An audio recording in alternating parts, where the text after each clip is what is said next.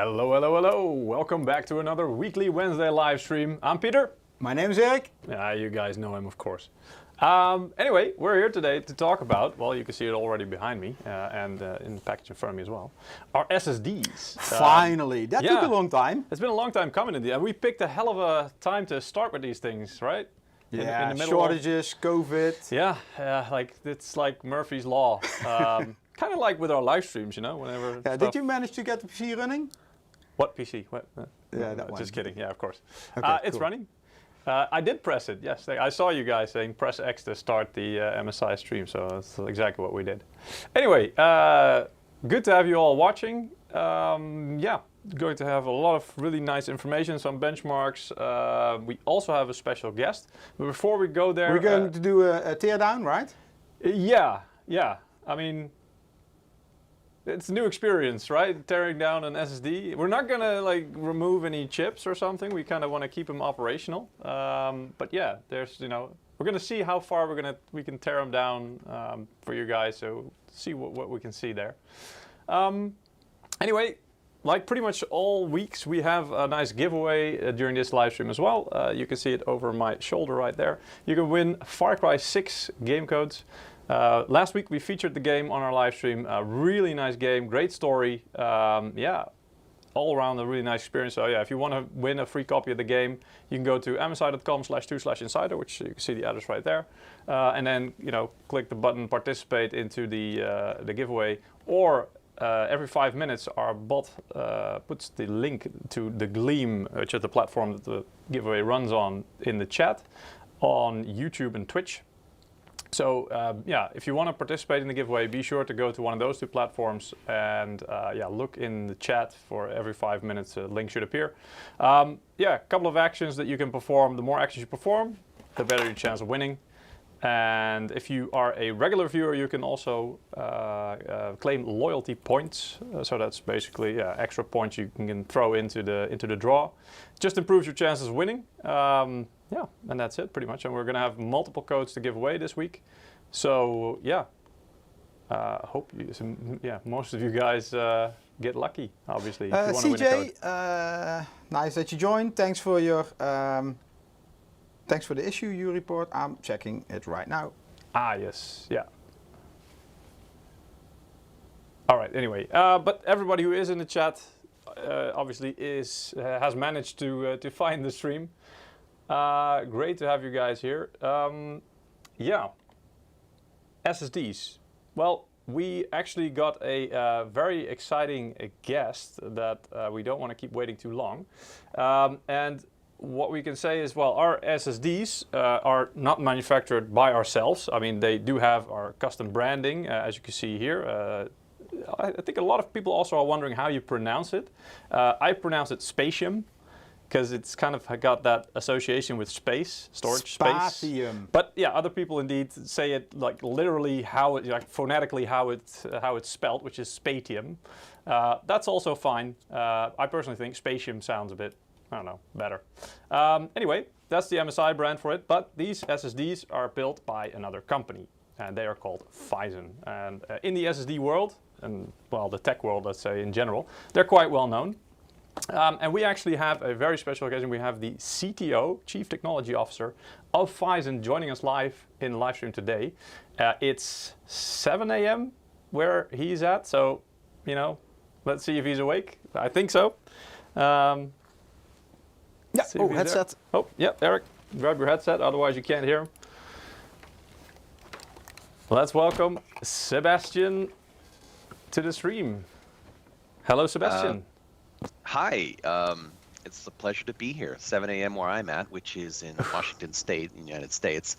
And I'm glad that you invited me to join your channel. Wow. I was gonna say call, but this isn't really a call. So. It technically is. We're using Skype, so I can see where you're getting the call from. But anyway, yeah, thanks for joining. I mean, honestly, you know, that early, yeah, you're obviously doing that especially for us. So thank you for doing it.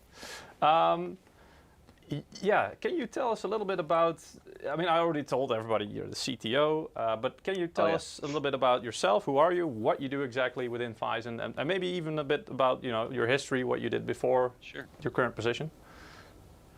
Yeah, so my name is Sebastian. My last name is Jean. I was actually born in Quebec, Canada, Ah, and lived throughout the eastern provinces in Canada, and studied at the University of Ottawa. Eventually, I got a job in the United States, moved to the United States, and throughout my whole career, I've been doing what we call embedded systems, which is basically anything that has a CPU and isn't a personal computer. So there are computers in cars, computers in boats, many toys and medical devices and things like that.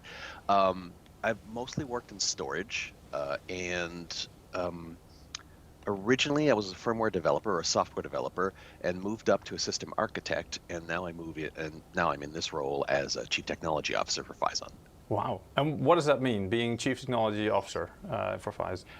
Yeah, it's kind of like if you've ever like trying to plot your own career direction, you're new in the industry and you're like, what does a CTO do or what does a VP do, right? Yeah. It depends on the company, and actually that's true of every level of wherever you're at in your career. You kind of make the job your own within certain parameters. And a CTO fundamentally is somebody who can understand the depth of the technology, who can bring that information back into the company. A CTO talks to a lot of different people across their industry, and your job fundamentally is to watch trends and to steer the company in a direction and to make sure that we're developing the technology in time so that when something new comes out, we're ready.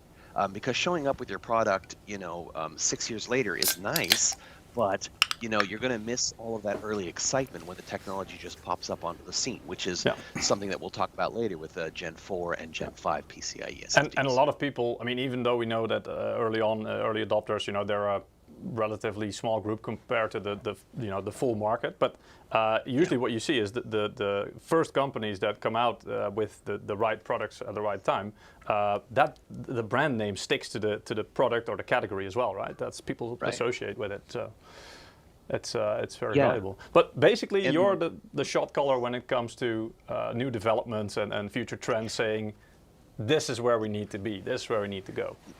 Yeah, to a degree. I mean, Phison is a very interesting company. It is merit-based, and everyone gets a voice. We're a relatively flat organization, unlike other companies that have like 3 levels of VP, and everybody gets a voice.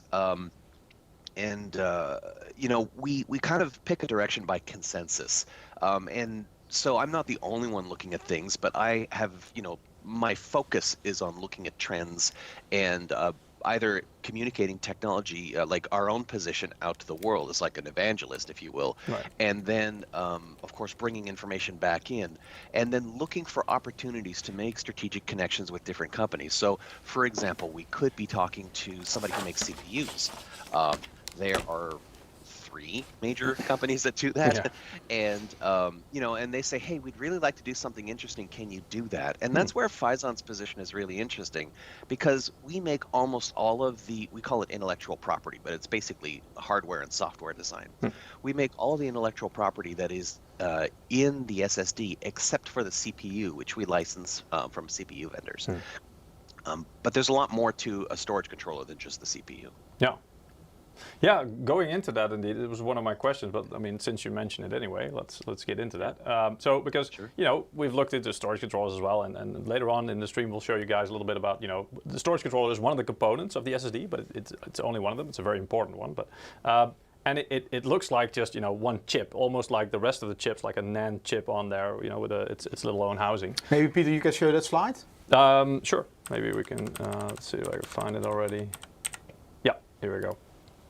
So here you guys can see the SSD is made up basically almost always out of 3 major parts: the controller, the cache, which is very fast memory, and the 3D NAND flash itself, which is where all of it is basically stored, all of the data. So yeah, and the controller is the bit we're talking about now. And as you can see, it basically just looks like, well, maybe like a little processor, right? Like in this case, it looks a little bit shiny in the picture, but it probably doesn't look like that in real life. No, well, this is a different one from the one we're going to have a look at, indeed. But yeah, the one that we have, it looks kind of like it's got like a little polymer casing as well, or like look to it. What can you tell us about the controller and what it's made out of? And Sure. Well, the So an SSD controller has a couple components to it. The first one is a processing element. We typically use ARM R5 cores, and there are many cores available from ARM. What we found is that with SSD, an SSD fundamentally is a pipeline processing unit, which means that it's like an assembly line.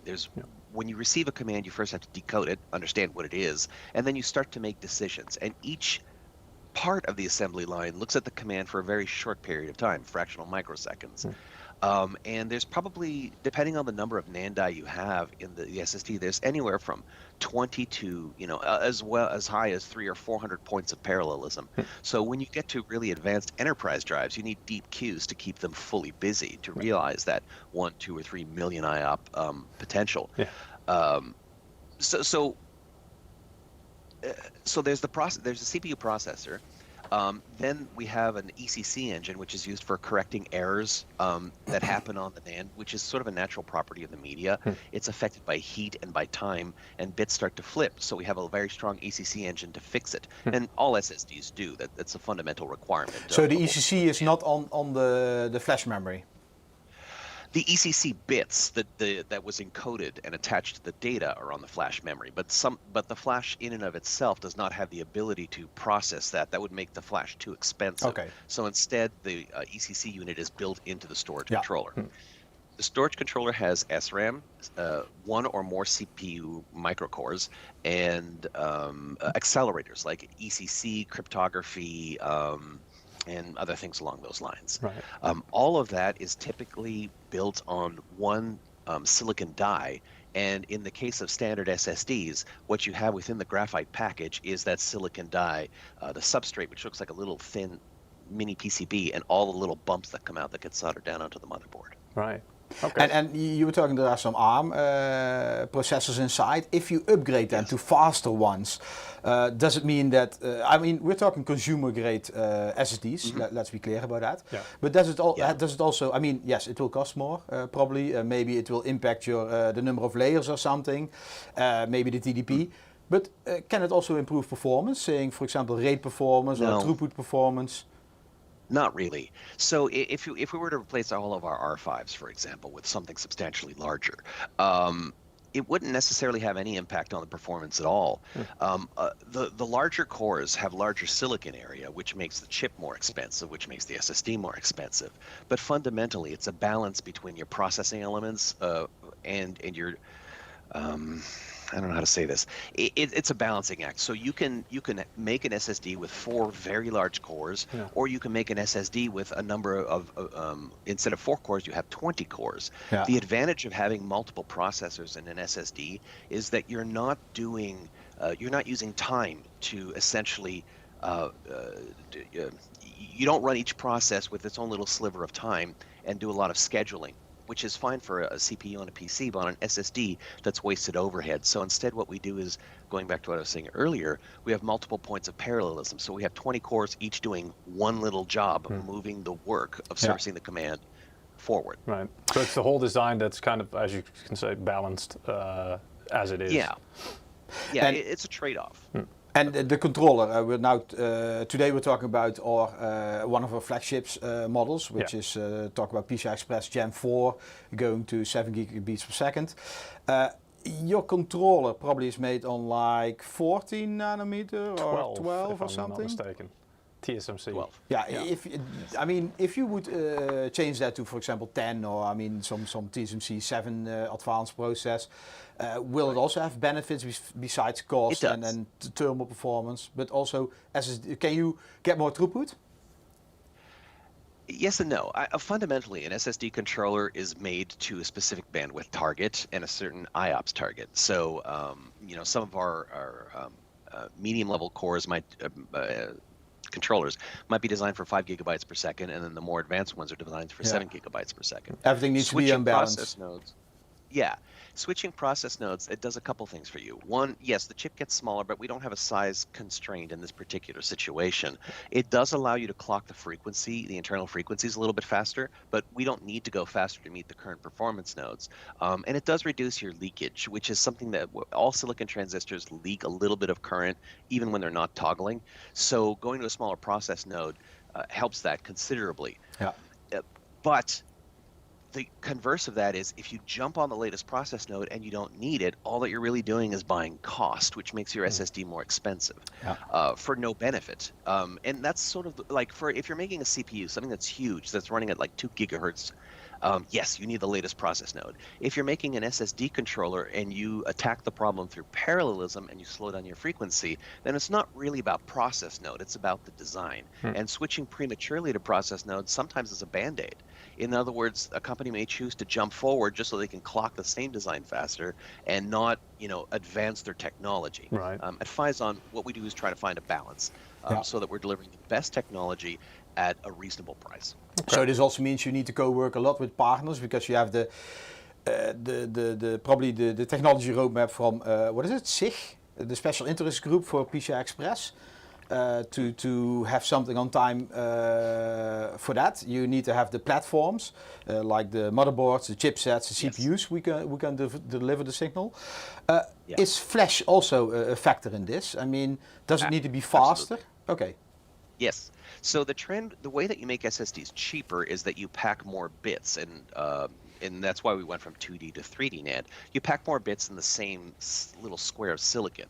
Fundamentally, a wafer has a fixed cost, and the more units or the more chips that you can pack into that wafer before you slice it and package it into the graphite thing that we think of as chips, the lower the cost comes down. Yeah. So SSD dies have gone from a density of 64 gigabits up to now 1 terabit, and they'll go up to 2 terabits as well. Yeah.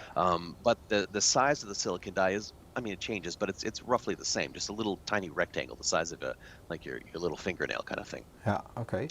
There's a question in the chat. A lot of people positive commenting. Phison, yes. Phison is the best after all. Phison is the best after all. But there's indeed one guy who has a very specific question.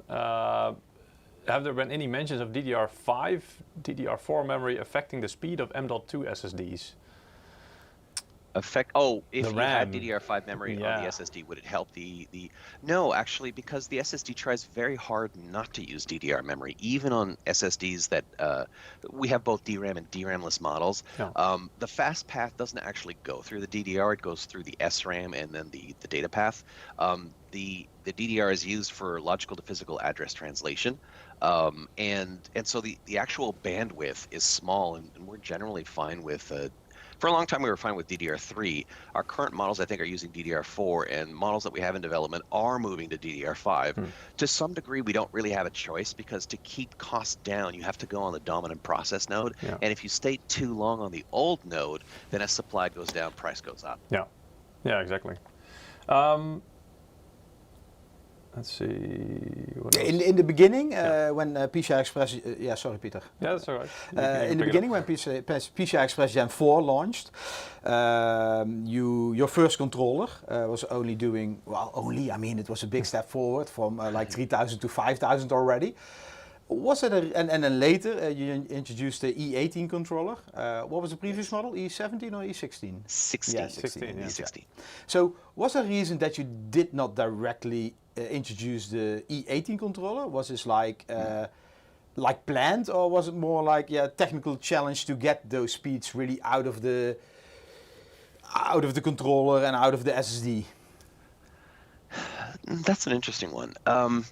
The E18 was planned, and so was the E16. But what we were trying to do at the time was meet a time to market requirement. And so Gen 4 was very much a question mark. We're talking to the technology vendors or the CPU vendors long before products come out to the market. And they enable technologies which they may or may not turn on in their next product, even if it's potentially in the silicon. So there was a lot of question as to whether or not Gen 4 would be turned on, and the first one who did it was AMD. Once we had a positive confirmation that AMD had committed to Gen 4, then we committed to a Gen 4 SSD, and we brought the E16 out to coincide with the platform release. We were the only SSD on the market in the client space for about 18 months. And at the time where other people were coming out with their first generation Gen 4, we were releasing our second generation Gen 4. So yes, at that point we had the E18, it was saturating the interface, but we also had all the lessons learned from the E16, which was our first ASIC in that space. So there's also always a time required for, to see how much can you get out of it, for everything to mature, like you mentioned, learn lessons. Speaking about that, I had somebody also ask me, and I thought it was a really interesting question as well. Because, as you say, pretty much in terms of speed, I think you're pretty much running into the boundaries of Gen 4 already. Is there any room, now you're working on any improvements, but on other areas, like, I don't know, IOPS, or, is there any room left to improve? Yes, you can always improve the IOPS, but that has a direct impact on the ASIC cost. And for the client space, where we're at with the E18 in this generation is where it needs to be. We could double it, but I'm not sure platforms could take advantage of it. I actually forgot. Would you mind asking your question again? I feel like I started sidetracking it. No, that's fine. But what the question was, how much space is there in Gen 4 left? I mean, because we've seen the speeds, and that's pretty much approaching or at the limit of the speed, the raw speed of what it can do. But are there other ways to optimize and maybe still get more out of Gen 4 so actually, before we move on to Peter is Gen 5 asking, already? will there be an E19 for Gen 4? Well, not just E19. There is an E19. But no, there is an E19, but it is targeting the DRAM segment. And so there are two segments in the SSD space. There's the DRAM and DRAM list. DRAM list tends to be value, and DRAM tends to be the performance segment, which is where gamers would be more interested. Peter, I think you also have a slide with that talking about our... which one was that? We only have with DRAM. No, anyway. Let me answer the first question. Is there going to be like an E18++ super turbo? And the short answer is no. That one is saturated what's possible with the technology. But what we're going to continue to do with E18 is percolate that with E18 and Gen 4 is percolate that technology down into the other swim lanes. So we do have DRAM-less versions of it. The first one was E19, and I think we have another one coming up, which is similar to the E19, but that one, because the E19 itself was not, it is targeting a lower cost point, it does not saturate the interface. And so the refresh of that, I think, adds a couple more gigabytes per second and improves the IOPS. So in that space, there is room to grow, and we continue to do that as we move from 12 nanometer, and I think our next process is 7 nanometer. Oh, there you go. So you're already heading in that direction, of course. Yeah, so, because I mean, you mentioned earlier just a little bit about we could double the IOPS, for example. Now, to me, that sounds like, wow, that's you say it like, well, we could, we just chose not to. Does that, would that massively increase cost? Or because you also mentioned, like, I think the current architecture can't really make use of that. Is that because, for example, things like DirectStorage, which is coming up, which could potentially use that more, or? No, so if you convert, like, IOPS is usually measured as 4K IOs per second. And so if you take 1 million and you multiply by 4K, you end up with a number that's much less than 7 gigabytes per second. So yeah, we could get to the point where the 4K IO saturates the Gen 4 link at 7 gigabytes per second, and that'd be a couple million IOPS. But to do that, you have to be able to generate those commands. And the workloads that exist today are not, in the client space, are not in the million IOP range. Unless you're running a benchmark, which then you can well, those are, we've seen some experience as well. We've seen some examples of benchmarks, but those are like, built or meant to test the limits and find them, basically. 2 weeks ago, we talked with Microsoft about Windows 11, also about talked about DirectStorage. Peter, I think you were there, right? Yes, correct. Yeah. Do you? I'm not sure how you are into DirectStorage or if you understand anything of the technology. But do you see that direct storage could create a demand for bigger SSDs, because at this moment the technical, how do you say it? It just says an NVMe drive. It doesn't say like you benefit more with Gen 4 than with Gen 3 NVMe or something. So do you see that this will accelerate the Gen 4 SSD market? I think it accelerates computing in general, especially in the client space. Direct storage, fundamentally, what it's doing is it's an interface through NTFS that is read-only. And NTFS, I think, man, I read this yesterday. I think it came out in like the 80s or 90s. It's been around a long time. And but it's a very stable file system. It's designed to be robust. It's a journaling file system. It was part of Windows NT in the beginning, indeed. Yeah. Oh, initially, yeah, and then it just became the standard or the standard file system for Windows. So that file system has many layers within it, which each adds a little bit of latency. And what direct storage does is say, hey, look, we're going to give you a pipeline to the SSD with as little processing as possible. So we're, the OS is adding as little latency as possible, and it's a read-only interface. So workloads that benefit from read-only, that need fast I/O, which are primarily games in the client space, they benefit from the operating system, from direct storage. And so you're asking, could it change the way SSDs are used? Absolutely. And that sort of leads into the bigger question of Gen 5, which is, why do we need an SSD faster Gen 4? But just to finish answering your question, that low latency pipeline is essentially the direction in which compute is going, both for phones, tablets, and PCs, and games will also start to take advantage of that. Yeah. But I'll take a pause right there just in case. Yeah, you no, want they to need to be. Like, well, I was already for... distracted by Gen 5. Oh. You talked about that, which is quite interesting, because you say I'm like early in the process. I engage with new technology, and what confuses a lot of people on the internet is that they see a press release from MSI launching their Gen 4 SSD. Yeah. They see a technology demo from a company saying, yeah, Gen 5, this will be the speed. And they see the special interest group announcing the final draft spec Gen of 6. PCI Express Gen 6 is almost ready. Yeah.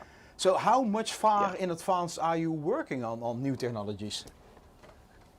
What you see, what you can buy now is essentially something that we started working on.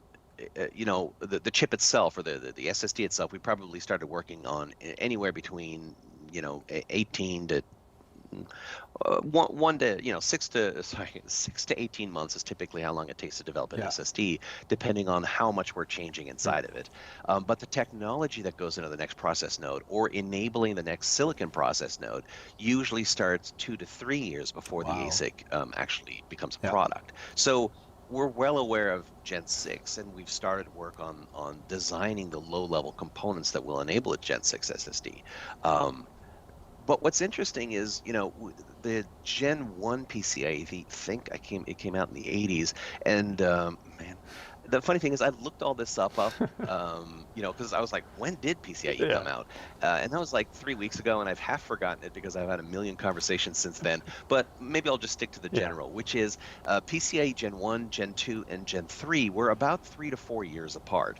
Then there was a long gap before Gen 4 came about, and that was fundamentally because there was no need for Gen 4. What initially pushed the approach of Gen 4 is when GPUs started to saturate Gen 3. Yeah. But once the Gen 4 genie was let out of the bottle, it was kind of a transition point where people saw where PCIe could go, and that brings us to Gen 5. And Gen 6 pushes us more in that direction. But let me just talk about why Gen 5 is so interesting from a computational perspective, from a computer perspective. It is the first the first bus, and for us that means SSD. So now it means that the SSD at Gen 5x4 is a 14 gigabyte per second product. LP, and I always say LP, DDR4, I wrote this down just to get the numbers right. So DDR4 2133 is approximately 14 gigabytes per second per channel. And gaming PC has anywhere between 4 to 6 channels. And now with Gen 5x4, we have a 14 gigabyte SSD. Now it's true that there are faster DDR4s, and DDR5 is now available, and the next generation board will have DDR5. But that's not really the point. It's that we can now say SSD storage and DRAM in the same breath, and they operate in the same space. Now, an SSD will never replace DRAM because DRAM is optimized for 64-bit I/O. It's super low latency.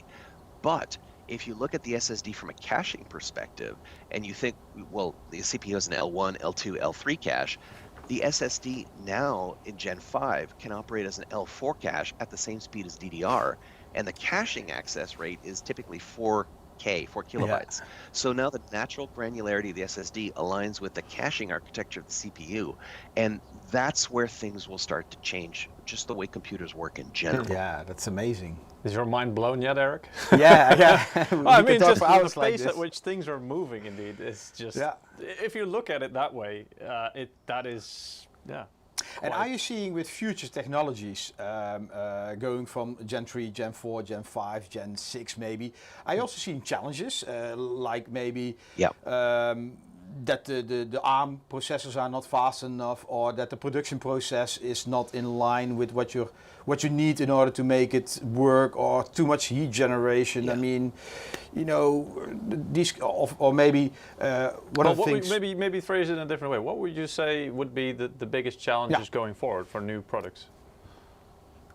Well, first I want to make a quick correction. The ARM processors are just fine. It comes down to the SSD architecture itself, and that's our job to make sure that it's balanced and can meet the bandwidth requirements. But the challenge as you go from Gen 4, Gen 5, and eventually Gen 6 is that everything has to run faster. It generates more heat, and that actually is not something that we can have a direct. How can I say this? You're depending on 14 different system. things that are interacting with each other. But the SSD at Gen 5, like the heat that it consumes is proportional to its bandwidth. And yes, going down a process node helps. Reducing the number of backend channels from 8 to 4, which is the trend on the client space, helps. And so we're doing everything that we can to bring that heat down. But as the speed continues to go up with Gen 5 all the way, you know, there'll be a Gen 7 for sure. Our challenge is to manage the heat, but if you look at the bigger question of where PCs are going, there's an understanding that, for example, on the client space, M.2, as it is today, is kind of hitting the limit of where it can go, and the actual interface will become or the connector will become a bottleneck for future speeds. So new connectors are being developed, and they'll be available in the next few years, which greatly increase both the signal integrity and the heat dissipation capability of, dissipating the SSD heat through conduction to the motherboard. And so these are coming out to balance. Are those connectors similar like what we now see in the server space already, or is it something totally new what's not announced yet? Well, yeah, it's basically something new. We could, like EDSFF is a standard for servers that is kind of becoming dominant at this point. It's everything's going to switch over to E1 and E3. And E3 SSD looks a lot like an old HDD. It's roughly the same parameters. And so there will be a convergence of on the enterprise space of everything towards either E1 or E3. And it is very likely that hard drives will eventually adopt an NVMe interface, and be available in the E3 form factor. Just putting an NVMe interface will not really make an HDD substantially faster, but it does simplify the entire system stack, because now from a whole system perspective, and the people who really care about that are the hyperscalers, companies like Facebook and things like that with their enormous data centers. That's also why the new NVMe standard has support already for that, right? NVMe 2.0. Yeah. We just read about that as well, fairly recently, that there's some details coming out. And so we also thought, maybe a little bit more. One thing indeed we noticed that, hey, whoa, it mentioned something about support of HDDs. And okay, from a standpoint of, okay, so then hard drives don't have to use AHCI anymore. So you can basically have everything on the same NVMe language communicating with each other. But are there any other major advantages or leaps in NVMe 2.0 that it enables? That's a good question. Yeah, there's maybe a whole lot to unpack there, but... Well, it's, you know, I can say it this way. If you have an NVMe 1.3 SSD and you're saying, hey, I can get the same stats, but NVMe 2.0, should I get it? The short answer is no, because most of the features that were added are not directly beneficial to the client space. I think your viewers would be better served by looking at the traditional stats that we look at when buying an SSD, and I look at them too, which is, you know, your benchmark reviews, how they work in, you know, and especially gaming reviews and how they work with a specific SSD, I think is more important than the NVMe version of the protocol that's being used. Yeah, of course. And I mean, it's like, you know, it goes quite into maybe a bit too much technical detail, but we were wondering, you know, every time there's, like, same with PCIe, you know, if there's a new spec, of course, we dive into it and we're like, oh, well, what are we getting now? You know, it's kind of like, you know, opening a present, like, what does this bring us? So we thought also with NVMe, obviously, you know, NVMe as a whole was created to accommodate the vast increase in speed of SSDs that they enabled, and AHCI wasn't able to, I think it's got to do with the queuing, right? That it wasn't able to... That's part of it. The AHCI is designed essentially as a busmaster protocol, which means that the host drives everything in the SSD, or even a SATA SSD, for example, is a passive participant. Whereas PCIe enables a dual master concept where the SSD can deliver information whenever it's ready. And the PCIe bus works very well with SSDs because the data is not always written in a linear fashion on the actual media. So being able to deliver data as soon as we pull it off the NAND die, which maybe had a shorter queue ahead of it, processing other commands, and servicing that allows us to keep the SSD busy and used more efficiently. So it's just naturally, the PCIe bus and the dual bus master concept works very well with the SSD concept and allows us to squeeze more out of the SSD. But the other thing too is SATA, there's nothing wrong with the protocol, but it is fundamentally duplicating what PCIe is doing. And so the question becomes, does the industry want to develop two protocols, but one is lagging? And the general answer was no, let's just put everything on the PCIe bus. Well, that does make sense, Neat. Focus your efforts.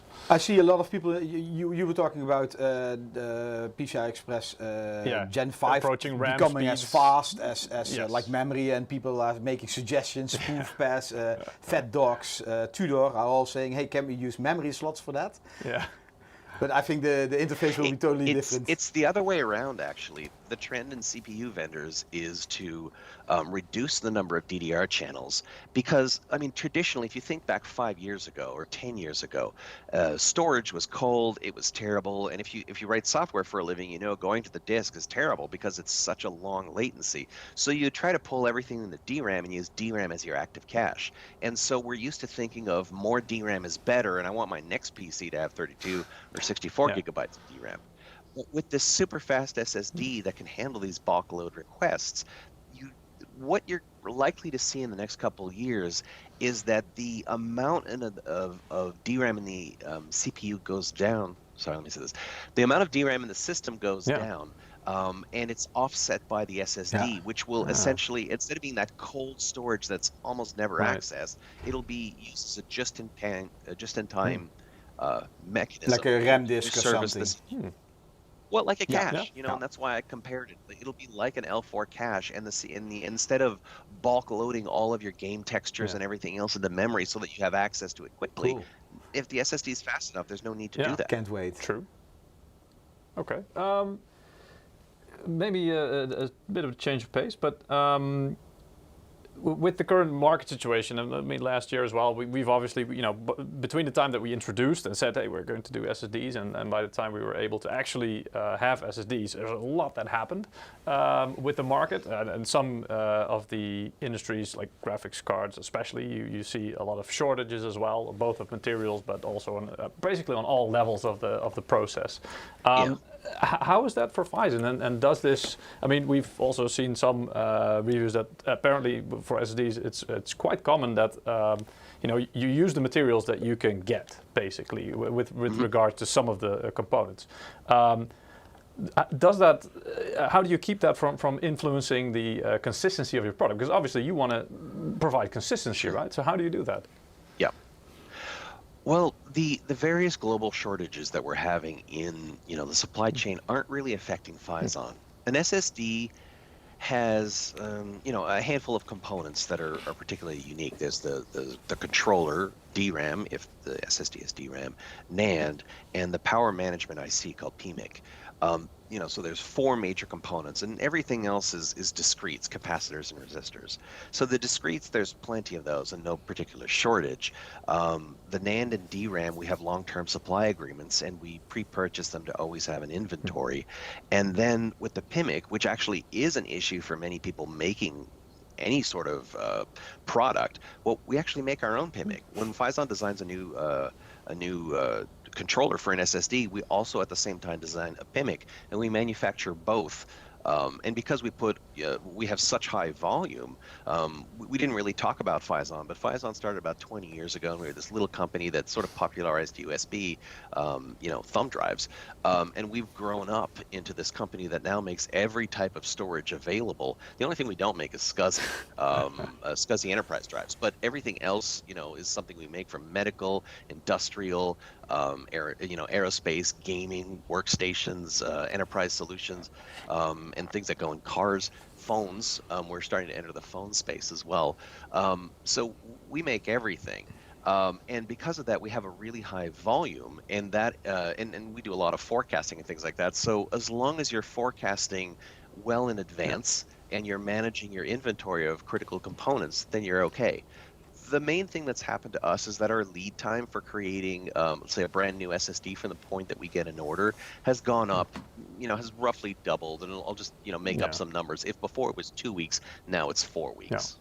Two questions in the chat, Peter? Well, I just wanted to continue about that as well, sorry. because, and I had a question in mind, but I just lost it. What was it? Shortages you were talking about? Yeah. No, never mind. You called them out from the chat, sorry. I'll try to remember my question. Deborah Bratta is asking, a bit confused about SSD. SATA interface uses AHCI and NVMe interface uses PCIe. Am I right or wrong? What are they exactly? Are they protocols? Sort of. But they're also not at the same level. So AHCI is, I think, something like Application Host Interface Controller. It's actually a very generic term, which just says it's the SATA bus controller.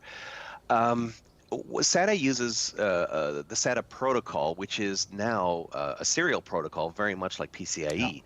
But the interface that is layered on top of the physical transport layer is old, and it hasn't changed for backward compatibility for very much, hasn't changed significantly in the past 30 years. And yes, there have been improvements. In the 80s, we added native command queuing and things like that, NCQ, which helped not so much hard drives. I mean, they did help hard drives, but they helped SSDs even more. The PCIe bus, it was originally designed as a generic interconnect bus for all the components, and that's why all the cards slot into there. And the SSD can use SATA over PCIe, the SATA or the ATA protocol over PCIe. That's certainly possible. And some of those drives are still around, and we make them. But and you can also use NVMe, of course, over PCIe, and there's PCIe is the only transport for NVMe. But sorry. again, I wish I could read the question. I don't have it on any of my Literally, screens. it says basically a bit confused about SSDs. SATA interface uses AHCI, and NVMe interface uses PCIe. Am I right or wrong? Yeah. What are AHCI and PCIe exactly? What are their protocols? But I think comparing AHCI and PCIe is, I think you already not a good comparison. You would compare AHCI to the NVMe protocol. Exactly. Those are both the application protocols that write over a physical layer, which is either the SATA physical layer or PCIe. What you see as the connector or the interface, indeed. Yeah. Another very interesting question from Wouter Zelle is asking, will we start seeing active cooling on NVMe? So he wants to see a fan. Oh, yeah. Absolutely. Oh, really? Right now, at the days of an SSD being treated, or a hard drive for that matter, you go back a couple years and you put your SSD or your hard drive, into your case, and it kind of ignored it. You didn't really have to worry about it. But that's when it was running at 1, 2, or 3 gigabytes per second. As we go in the 7, 14, and 28 gigabytes per second going forward, the device will also, there's not a one-to-one relationship, but you can think of it as a 7-watt, 14-watt, and 28-watt device. And once you start to get hot, you have to have a way to pull the heat out of the SSD. There's 2 ways to do that. There's the conduction path, which is, believe it or not, the little connector that plugs into the board is a conduction path. Not super efficient, but it's still there. And that weird little screw at the back end that you actually turn into the motherboard, so your M.2 doesn't pop out. Yeah, that one represents 70% of the conduction path of the heat of the SSD to the motherboard. So and a couple of years ago, I remember vendors putting nylon screws onto their board, probably as a cost-saving measure. And it turns out that, that's a really bad idea. Well, yeah, you eliminate the conduction path there. The most important physical conduction path. Now, there's also the convection path, which is just the heat emanating from the SSD and heating the air around it. Right now, we generally advise Gen 4 should have a heatsink on it. But if your case has really good airflow, it may not be necessary. But let me say it differently. You need more cooling when suddenly you benchmark your SSD and the performance is like 7 gigabytes per second and then 500 megabytes per second. You're like, what happened? It probably went into thermal throttling, and you need to have more cooling. Right. And you say basically it's inevitable going forwards with faster speeds and stuff like that. It's going to happen. You are going to need more beefy cooling because there's no way that we can keep the power requirements down as much. Like you mentioned earlier, maybe switching to a smaller node, it helps a bit, but you can't eliminate or fully, not eliminate the increase. It's like GPUs or CPUs in the 80s, if you remember building your own PC in that time frame. I remember when I built my PC in like the early 80s, and it had this little weird aluminum block on it and a fan. And at the time, I was new to technology, and I didn't understand what it did, but I knew it was for cooling. Well, now we have monster gaming coolers that are this huge aluminum or copper bricks with giant 120-centimeter fans. Liquid. And the GPUs went from 0 heatsink to these things that have heat pipes and fans, and the SSD will take longer to get there, but I would expect to see definitely heat sinks for Gen 5 is going to be a must, and as long as you have moderate airflow through your case that's hitting the SSD, you should be okay.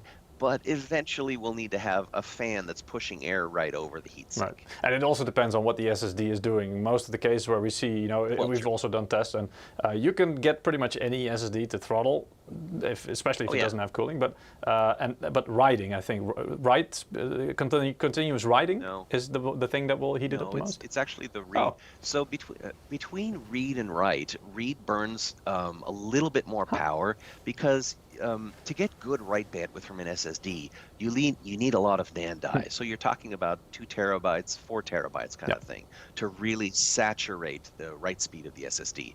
And I'd have to check to see what our E18 model does with 1 terabyte. I think it's just a little bit less than maximum interface bandwidth. Not a huge difference. Yeah, I mean, you're pretty close to the max at 1 terabyte. But if you're looking at the lower densities, like 512 gigabyte or 256, then no, you don't have enough NAND die to saturate the right bandwidth of the bus or the right bandwidth of the controller. It's NAND limited. But I keep losing my train of thought. It's okay. It's early. Yeah. No, it's about cooling and yeah. I should write these questions down when they're asked. Don't worry about it. But so basically, it comes down to cooling is becoming more important, and it will come. Also, if you're talking about is it always the same component? And I'd say the controller that is the hot spot on the because it is like the processor of the SSD, or. Yeah, it is. And so you were saying, is the write flow or the read flow faster? Sorry, and basically, you need less NAND die like a lower density SSD can saturate the PCIe interface. And when you're looking at what's actually going down, because the read speed of the NAND is much faster. Like reading NAND would be 27 milliseconds per read, microseconds per read, and a write can be all the way up to 2 milliseconds per write. So, So you know, PC it's much easier to get it the has more saturation time. on the read Yeah, path. exactly, because it's doing all the commands faster, you know. Yeah. But if you look at what's going on within an SSD, let's say that NAND had infinite speed, that when you're going through the controller, we attach up to a kilobyte of ECC to each 4K of data that's written. And so the generation of the ECC is a constant time process, which is relatively fast. The decoding is variable time, and it's based on LDPC algorithm. But it's variable time, and it requires substantially more compute. The LDPC engine represents about 30% of the silicon area on the storage controller. So that's a lot more gates toggling, and that's more heat. There are cases where you can make write consume more energy, but the vast majority of the time it's actually the read flow that burns more energy. And what It's quite I was interesting. basically getting at is also, we see tests from media, our own tests as well. But for example, Tech Power Up. Later on, I have an example. Is that you see these temperatures like it's in excess of 100 degrees without any heat sink, but that's when running constant or passes of Crystal Disk Mark, for example, which is not really representative of typical use in a game or something. It's kind of akin to using FurMark for graphics cards. It's like trying to get it as hot as possible by doing repetitive tasks and then really flooding the controller with things it needs to do. So indeed, those temperatures that you see, you're very unlikely to see in your PC, with gaming or other. There's also one tasks. of the questions in the chat. What is the max healthy temperature for an SSD? Oh yeah, it's a good one. NAND is actually the limiting factor for healthy temperatures. So NAND typically in consumer space operates from 0 Celsius to anywhere between 70 and 85 Celsius, depending on the grade of the NAND. And as heat goes up, retention of data in NAND goes down. So if you really want to hurt your SSD, drive out to the desert, leave your laptop in the car for a day or two, and let your car go up to, Yikes. It gets hot. That will hurt the SSD. Now, reality is that most people don't wear out their SSDs. I had an SSD in one computer that was there for 10 years, and I looked at it, or 7 years, and I looked at it, and it had maybe 2% life usage. So when used, so still 98% good, but super obsolete speed-wise. So most typical workloads do not put a lot of wear on the SSD, and as long as the write cycle level on the NAND is low, its heat tolerance is really high. But once you go to an SSD that is 60, 70, 80% used, then it becomes much more sensitive to heat. So the NAND, generally you want to keep it under 50 Celsius, 30. But the controller and all the other components, the DRAM, they're good up until 125 C.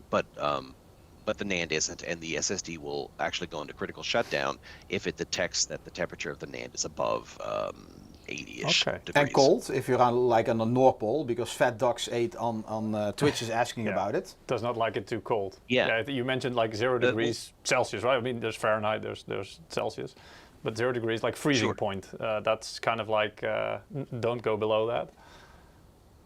Cold is actually good for electronics in general. What happens is something called cross temperature. So if let's say that you were in a chalet in the Swiss Alps, because that's your lifestyle. I wish it was my lifestyle, but it's not. Let's say that you were there, and for whatever reason, the fire had gone out at night, and now the house was 0 degrees or minus 10. Will the SSD still boot? Sure.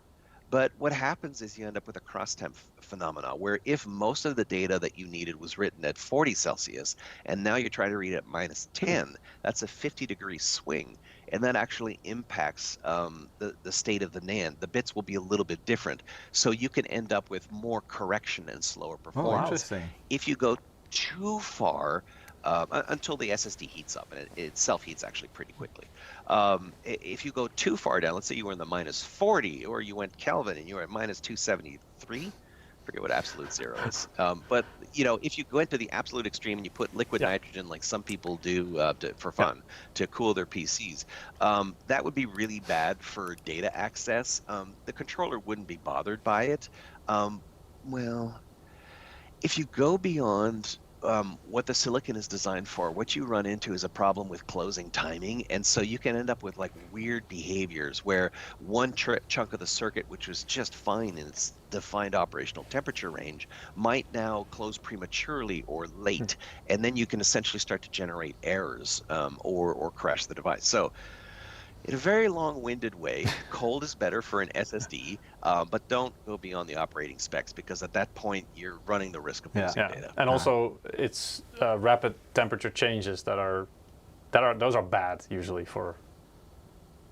Yeah, that's not good. And if most of your data was written really hot and you read it really cold, so you have a huge cross-tab swing, the SSD is designed to handle that, but it translates into more error correction, so lower maximum throughput. Okay. Oh, I didn't know that. I learn something new every day. Yeah, a lot of interesting info. Yeah. Also some good questions in the chat. Always. I'm also just checking. Just wondering if all SSDs coming out in larger size and fast transfer, does it mean? Yeah, let's. I think I have a question, maybe a closing question, because we've already been, in the interview for a while. we told you we'd take 30 minutes of your time, but we're stretching it already. Sorry about that. He needs to drive to the office. No, it's fine. Yeah. Yeah. Which is my Lucky. Towards the future of storage, right? It's always a thing. Like we see increases of capacity on the one hand, but you also see the increase of speed and all with the new interfaces, what they enable. I think we can say it's a balancing act, like you say with the SSD as well. But how do you see? Will it always remain a balancing act, or can you say it's going more towards the increase in capacity, or where at the moment we see a trend focusing more on just speed and capacity? Is okay for now, but once there's more demand for it, that will come again, or? Well, speed is going up because the industry has seen the benefit now of having PCIe go faster and faster. Some of those use cases, especially as we go to Gen 6 and Gen 7, will be more permanent to workstation or enterprise. And past Gen 5 or Gen 6, I suspect that the benefit to the SSD will be lane reduction. So instead of being a Gen 7 by 4, it'll be a Gen 7 by 2. But so the interface speed is going faster, but the NAND speed is going faster, and the density is going up because the NAND industry wants to reduce that cost per bit and make SSDs cheaper and cheaper. But as you reduce the number of NAND die, you end up having less points of parallelism per each individual die. So they compensate for that by making them higher density, which also helps the cost, but also having more internal planes in the NAND structure, which allows for more parallelism with less physical die. So everything in the industry is moving towards higher density, higher speed. The client space is likely to remain balanced with the premium just going up in speed and density. It's sort of along the technology curve that you've seen in the last few years. But at Phison, we make SSDs for all sorts of different specialized applications. We have super high density 16 terabyte QLC SSDs that are very popular in the compute market, the high performance computing, people that do genomics, database analysis, and a lot of scientific work. Big data. And then we also have SSDs, and I think we have a press release on it that talks about an all SLC SSD, which is really useful for people doing very write-intensive workloads or that want steady state performance, so that you have burst and sustained that are the same. And so you only have one class of NAND, which in this case is SLC. So we make all the products, but the consumer space will be focused on that balance in skewed towards density and performance for gaming, and for like the value or the medium segment, there'll be trade-offs between cost and what that particular workload needs, because you don't need crazy performance if all that you're using is a browser. No, true. Or in with games, with DirectStorage, hopefully that should change. It will help speed things along, but indeed in the current market, sometimes even the speed difference between a SATA SSD and a Gen 4 M.2 are hard to find if you don't look into specific timing and measure it, because it's just the immediate access of the data that's the biggest difference already with traditional hard drives. But indeed, because just to reiterate then, do you think that the capacity, so because at the moment I think most of the SSDs are using a lot of, the balance that the market has settled on, it seems like is TLC, right? TLC memory mostly, with, for example, with a cache of SLC usually in this case. But in terms of, for example, the TLC, if you want more capacity within those same physical die sizes, you have to go to QLC already, so because you're just stacking. Oh no, I mean we can make TLC SSDs in M.2 format up to 8 terabytes right now, and in U.2 format 16 terabytes. Okay. But a 16 terabyte SSD is quite expensive. You know, I can imagine that. Yeah. If you're a if you're a corporation buying SSDs that cost $800, you know, it's the cost of doing business. Yeah. If you're building a PC in your house and you just bought an expensive CPU, motherboard, and GPU, you know, unless you can come up with a good justification for yourself, you're not going to be super excited about buying, you know, an $800 or a $1,600 SSD. Right. But for people who do have the need, and there are, and that's why we make them. We wouldn't make them if they didn't sell. For people that do have the need, you know, they say, ouch, that hurts, but I really need a high-end GPU to play these games and, you know, do what I'm going to do. And for different applications that you do with your home PC, depending on what you do, it might really make sense to have that super high density. On my side, when I built home PCs, I would for a long time get the biggest SSD that I could afford and offset that with a 1 or 2 terabyte hard drive. But now the cost of SSDs have come down enough that I want to remove components, make my system simpler and more robust. And now the new PCs that I build just have only a 1 or 2 terabyte SSD. Yeah, because you see a lot of games are, you know, ever increasing in size, and then you have to download a huge amount of data. And so that's kind of what I'm thinking at, is that, you know, we see this development, games are getting larger and larger. It's kind of like a chicken and egg type of thing, right? If you have the storage capacity to for it anyway, the games will make use of that with the HD textures and stuff like that. But so yeah, is it just a matter of time before we will start to see those what is it, 8 or 16 terabytes TLC M.2s become more affordable, or is that something that, you know, it's just a process? Well, yeah, they will definitely become more affordable because those NAND vendors are always increasing the density of their die to bring the cost down. So TLC will continue to have a life, but QLC is becoming very interesting for non-gaming applications. I mean, you can definitely do gaming on a QLC SSD because the flow is primarily read, and QLC is good at read. It's just not so great at write. It's considerably slower. But I would say that the densities will continue to go up, the prices will continue to go down. You know, the sweet spot is kind of, you know, moving up. You know, previous generation is 1 terabyte, the next generation will be 2 terabyte, and go forward 3 or 4 generations, it'll be 4 terabyte. And for any application except gaming, you will probably see more QLC, because what most people do with their drives is read. You know, you write the Windows OS once and you boot from it a gajillion times. Yes, there are patches and they go in, but not at that high of a rate. Okay, cool.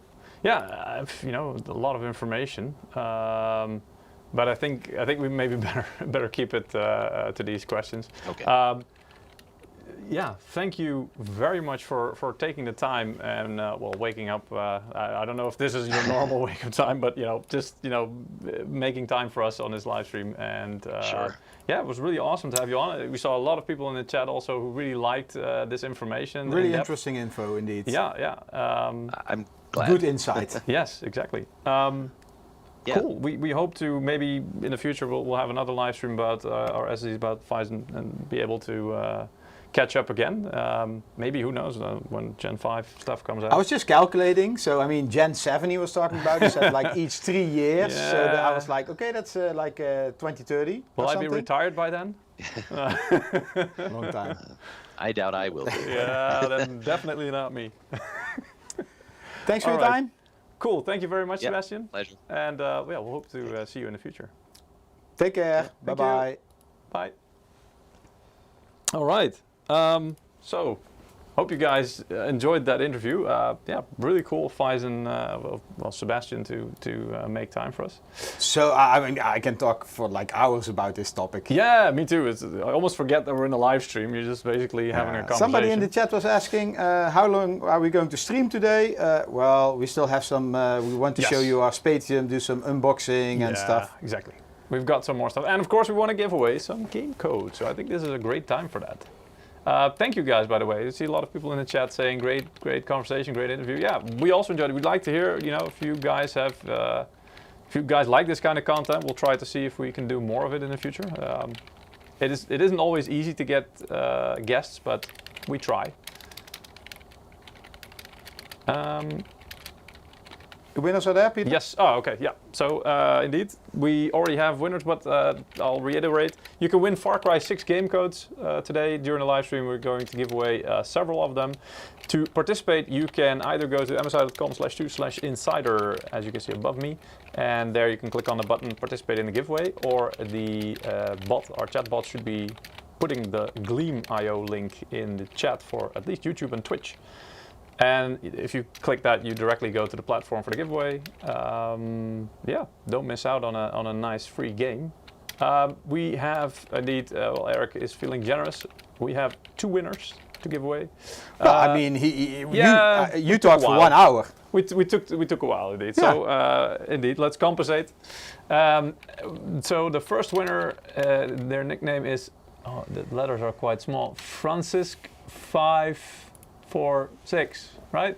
Yeah, Francisc 546. Yeah. Yes.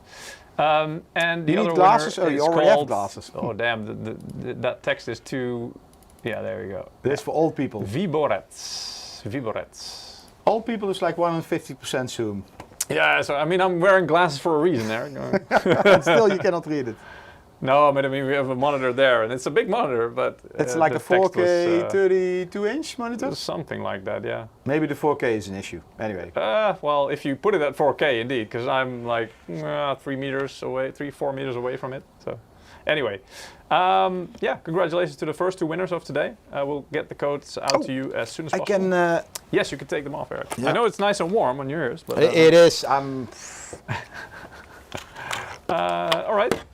Yeah, so let's continue on from that. I mean, Sebastian obviously already provided a lot of information, and I mean, the depth of knowledge he has, you would expect, of course, from a CTO, and that's why we're very excited to have him on as well. But the depth of knowledge he has about this stuff, he could probably continue talking about it also for hours on end. So that's great, and I really hope that we can see some more information also, or maybe in future streams we can have him on to get some more information about new generation, new products when they come out. So maybe show off what we're here today for. Yes, indeed. So I'll first show physically the package. I mean, you can see there I've got a build here, a benchmark build, so I'll also show later on some live benchmarking. But this is what it's all about. I don't know if we can see the close-up view. There we go. So this is one of our Spatium products, and the one with the top end, basically, the M480. And this is a 1 terabyte model, as you can see here, which can do up to 7 megabytes per second, or 7 gigabits per second. Yeah, it's PCIe. Who came up with that name, Spatium? Well, this is always, it's funny that Sebastian also mentioned within Faisen, how it's like a very horizontal You mean this company. was a democratic process? Kind of, yeah. I mean, there's a lot of different departments, ours included, that got to provide suggestions for it. And then in the end, we have like a voting process internally as well. And then after voting, the boss decided. Yeah, and then after voting, the boss said, nope, no, this is just kidding. But indeed, I mean, it differs per product, but in this case, yeah, it went like an internal voting process. Because so this is a mega fast Gen 4. You have to do that, because anytime you think of a name, it might work in some regions, but in other regions it may mean something completely different or insulting, even if you don't know about it. Gold or brown? A question in the chat from Michel. The SSD itself, well, I can show that in a minute, but it's more like bronze color actually. But it does have a golden look to it, of course. Yeah, looks quite nice. With the back of the box here as well, of course, all the information that you need. We were able to catch this. This is actually one of the media samples that was sent out already. So there's a little bit of usage. You can see some of the spots in the little plastic cover here. But yeah, it's like a magnetic lid, this one. This package is a little bit wider than the typical one because this one comes with a heatsink. So this is the M480HS. HS stands for heatsink. We'll also give you a little bit more information about how our naming is in a minute. But I'll just first show this physical product first. So take this little part out here. And then here are the main components. So this is the SSD itself. Oh. Actually, it just slid down there. And it's gone. Yeah, well, it's a separate piece here. So this is actually the 1 terabyte Spatium M480, and the back with all of the other information like the serial number and all the yeah, these are like CE you and have all to, the... yeah, exactly, all the certifications. That was what I was going to say. The other things included are, and this is the heatsink itself actually. So this is the physical heatsink that we have for it, included with well, there's a model with a heatsink included and a model without a heatsink. So as you can see, it's quite, yeah, it has a lot of surface area, a lot of fins as well. And I see people like a bronze colored. Saying that in the Twitch chat the bot is not posting, so I'm going to check that out. Yeah, I thought I saw something about that as well. Of course, there's a sticker at the bottom of it because there's like a thermal pad and there's a sticker reminding you to take off this little blue sticker before you apply it. It is. There it is. It just posted. Oh, okay. And there's also a little bracket. So this goes at the bottom. I'll show you that in a minute as well. But this goes at the bottom of the SSD. And also this one helps to cool it a little bit because there's also a thermal pad on that. But yeah, you remove, basically you need to remove the label and the plastic, yes. right? Yeah, always when doing this. Otherwise you get like smelly SSD. Yeah, what's that? And maybe also ruined SSD, depending. Yeah. But yeah, basically what this does is this will sandwich the SSD, and especially with this is a 1 terabyte version, so it only has NAND modules on one side of the PCB, which is on this side with the Spatium sticker here. And then on the other side, the 1 terabyte version is actually, it's just PCB, bare PCB, so there's no NAND on here. But we also have a 2 terabyte version, which we can look at later on also in a little bit more detail, but that one has NAND modules on both sides of the PCB. So there you really need those, the cooling on both sides. So this one will handle the bottom, the bracket, and then the heatsink will handle the top part where also the controller is located. Yeah. I see a lot of questions about the heatsink. Already several people ask, will it fit in the PS5 with that heatsink? Yeah, now this heatsink, unfortunately not. This is a little bit too tall for the PS5, but we are allowed to say and tell you that we are currently working on, and quite in an advanced stage already, on producing a heatsink for our drives that is indeed compatible with the PS5. And yeah, we hope to have some news and be able to introduce that product soon. But I don't have any specific dates on it, but yeah, it is coming. Peter, sorry, I was working in chat, but maybe you Yes. already said it. Is the heatsink aluminium or copper? This is aluminium. Or gold, real gold? No, yeah, not really. Gold wouldn't, actually I don't know about the thermal properties of gold, but yeah, cost-wise it probably wouldn't be that interesting to use. No. But yeah, no, this is aluminium indeed. It's like a solid block of aluminium pretty much with, well, it has some cutout fins for extra surface area, and then it's dyed in a nice bronze looking color to give it like a Yeah, so nice and this separately in the finish. packing. So if you purchase this, you can decide yourself, depending on what kind of configuration you have, and later we will talk about that. Yep. If you want to assemble it with heatsink, or if you're going to use any of the motherboard heatsinks which come with your motherboard. Yeah. But it's important to cool this beast. And then we're talking about the M480. Yeah. Why not copper? I see somebody asking why not copper. Probably because then the price would go up by, I don't know, a factor of 10 or something. Copper is really expensive. It is indeed better than aluminium at conducting heat. But in the case of this SSD, honestly, having a heatsink like this, even though it's aluminium, works quite well. And to be fair, in a lot of other products, for example, graphics cards as well, happens to be my area of expertise. Most of the heatsink, apart from the heat pipes and maybe the base, consists out of aluminium or other metals, but they're not made of copper, because in the end it is also about more surface area, and then of course you need airflow for the surface area to actually do anything and get rid of any heat. So yeah, but for the SSD at the moment, this is more than sufficient, especially if you have, well, it does require you to have some airflow. If you don't really have good airflow or any airflow, then obviously this won't do much. But that goes for pretty much everything in a PC these days. You should have decent airflow, otherwise your PC is basically choking itself to yeah, it was quite interesting what he was talking about. We might get active cooling on SSDs in the next generations moving forward. But it's a point. Cooling is essential, and a lot of people take that for granted.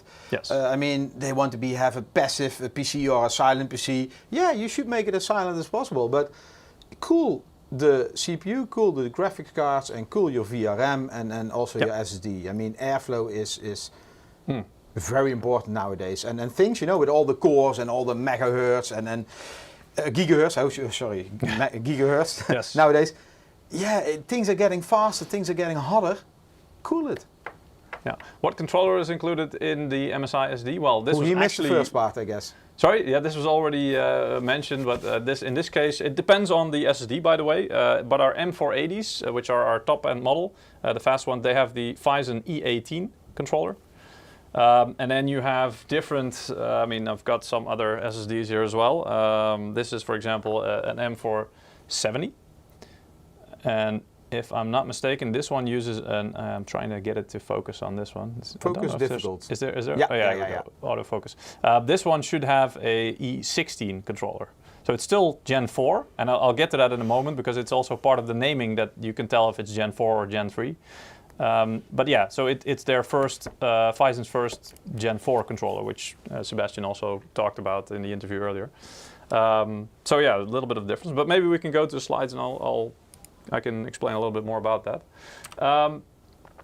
Just very general, also just the introduction. I think when people survive the first hour with Sebastian, I think this should be like 101 stuff. Yeah, exactly. Well, it's always difficult for us to try and determine how much or what we should go into because, some of you guys know way more about these products than we do. You are such experts on it or specific parts of it, and that's going very deep. But we also know that there's a lot of viewers out there who basically just like gaming and maybe just want to know the benefits or some new stuff about technology, but are just getting into it. So, we always try to have that balance between giving some context. I tell my kids, they're like 6 and 8, or 6 and 9, I should say. I always tell, hard drive or SSD, it remembers things for your computer. Yeah. That's true. Anyway, so yeah, about storage solutions, obviously on the right side, hard disk drives, I think, if you're a couple of years back and even now, they're quite popular for mass storage, bigger because it's cheaper. But yeah, until I think, what was it, 10 years ago or something? I don't know when the first SSD was introduced, but a long time ago. Affordable, yes. Yeah, SSDs were around, but in different interfaces and form factors, but yeah. And then, of course, there are solid-state drives. And the difference between those two is that the hard disk drive has spinning parts. It literally has spinning disks like CDs or DVDs, whatever you want to call it. But like literally spinning disks in there with something that has to read it, like an arm that moves up and down to try and read it. And then there's the solid-state drive, which has no moving parts. It has just chips. It's basically just like the internals of a USB drive, if you don't know exactly how it works. But it's just basically a PCB with a lot of chips on it. And it does the same thing, just a lot faster. So it stores your data and accesses it. Basic benefits and differences is that the SSD is a lot faster. It's also lighter than pretty much all of the SSDs. Oh, sorry, all of the HDDs. It can also handle shocks better. I don't know if you remember, but old laptops, when if you accidentally, moved too hard, or you were on a moving vehicle and it bumped or something, the hard disk drive could get whacked out of place, and it would, either crash, or at least, you'll have a delay. With the SSDs, that's no longer a problem, obviously. It's also very durable and very reliable. It doesn't have the noise level. Old hard disk drives actually made a noise when you tried to access some data. So you actually could hear the spinning up of the disk sometimes. And it has lower power consumption. Here you can see some of these differences as well. So faster in terms of access time of the data. And this is really the major difference between what you notice when upgrading from a hard disk drive to an SSD, is that it just takes almost no time at all anymore, a fraction of a millisecond to access the data. So it's instantaneous, whereas a hard disk drive, it has to spin up first, find the right registries, and then you get it. Also the energy use, so it's more energy efficient because it doesn't have those spinning parts. It doesn't have to physically start spinning disks to be able to do its job. The SSDs itself, zooming in then on the SSDs, there are a couple of different form factors. On the left, you've got the SATA SSDs. These were, I think, one of the first ones that were at least popular and more affordable on the market as well. They're still around and quite good, but they use the SATA interface. You also quite have slow. Sorry? Quite slow. Yeah, compared to SSDs, yeah, but we'll get to that. Compared to M.2 NVMe at least. And you have the M.2 SATA SSD. So these look, in appearance, they are quite similar to M.2, and they use a similar interface as well. However, they still use the SATA interface, so that does mean that they're limited by the SATA interface. One of the big differences you can see already, this one has 2 notches with the gold fingers, and the other one, the NVMe PCI Express, only has 1 notch. Correct, yeah. So these are the keys, indeed, as I think they call them. Yeah, B key. So indeed, so the M.2 SATA SSD is the B key, which basically means it's got 2 little cutouts in the connector, and the NVMe PCIe M.2, the one on the right, has only 1, and that's the M key. So basically also that's the one is most commonly used now as well, because it's way faster than the SATA M.2. And then you've got AIC, which basically means add-in card, so it's like an extra card you could slot into a PCIe slot, and then you can fit multiple SSDs on there. We've also included them with some motherboards in the past.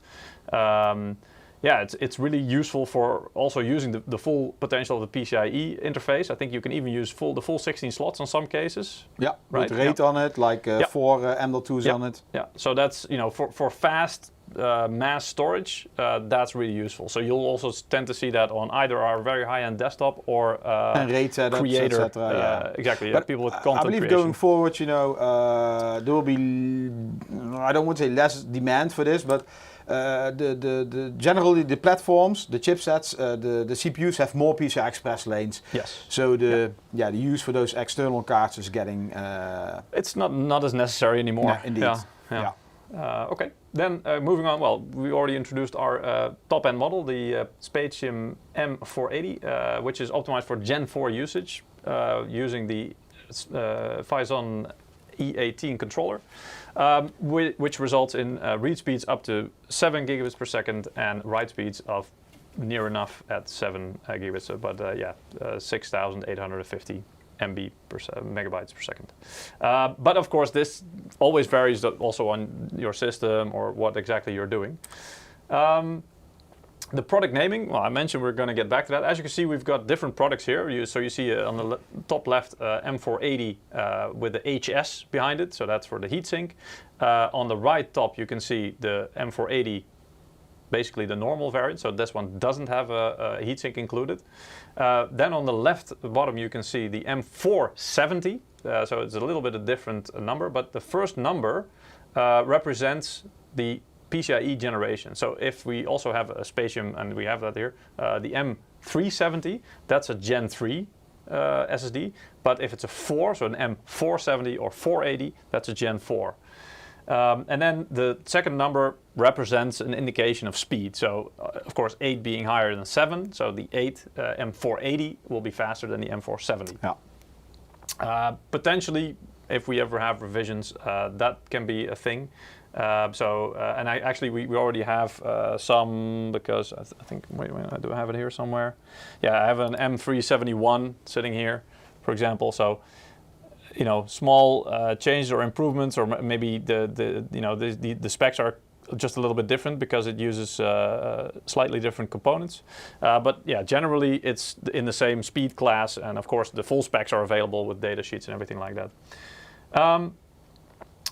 Then you have the form factor. So obviously in the name we want to include things like form factors, so PCIe 4.0 NVMe, so that's also the protocol it uses, and then the M.2, which is the physical connector it fits to. And then you of course have the capacity, which can be anything from 250, 256, 500, 1 terabyte, 2 terabyte, etc. Yeah, I think that, and M, we chose M because it's an M.2 SSD, so that's why it made the most sense to call it the M480 in this case. So later, when we have hard drives, it will be called H. I don't know if we'll have hard drives. No, yeah. but I mean, if we would have them, it would be called H. Or if we would have SATA, if you would have SATA. No, it's the connector you said, so it's yes. S. If it uses SATA, yeah, it could be. Yeah. But then again, if it's a SATA SSD, I don't know. Because at the moment we don't have it, so we'll cross that bridge if we come to it. But and at the moment we don't have any plans or roadmaps to start with SATA products yet. No. So, but who knows? Yeah, it's always an option. Hopefully they will continue with this naming scheme, so the next generation will be 5. Yeah. So that's indeed. So if it's a Gen 5, probably indeed it will be the M580, for example, whatever. Indeed, to indicate Gen 5. Yes, that's actually exactly how this name was. David, yes. David on YouTube is asking, no SATA SSDs or 2.5 inch. No. Yes. Yeah. Currently only M.2. Correct. Yeah. This is maybe, it's like the industry and how it's moving forward. So as you can see, Sebastian also mentioned this, they have to also kind of go along with the flow, because where the most volume is being produced, that means it's also the most cost effective for them in most cases. So as you can see from 2017, there were still a lot of, SATA 3 was still dominant, but from 2019 we already saw PCIe Gen 3 SSD really taking over, and so it's an older forecast, as you can see, because 2020 was still forecasted in 2021 as well. But these things are usually used by the industry to kind of indicate and see, because they have to plan ahead for quite a long time for their production. We call these self-fulfilling prophecies. Yeah, because what they produce is ultimately what they'll be able to sell, obviously. Yeah. So it's kind of like, they... And everybody looking at the same thing, so everybody adjusting their own production to these kind of forecasts. Yeah. Exactly. Product overview. So here's a short overview of what we have. And you may also notice if you look on our website, because we have the storage section on our website with all the products there. Some products will have Spatium, so the name Spatium included. All of the ones on the screen do. But we also have products without Spatium in the name or also on the physical product. And as you can see, some of the products I have here actually don't have Spatium on it. The difference is that the ones without the Spatium branding are bulk packaging, and that's pretty much the only difference. Physically, they're the same product, so it's only the packaging that's different. And this is, of course, for example, for system builders, they don't need the packaging. That's the first thing they throw away. So it would be a waste to give that to them.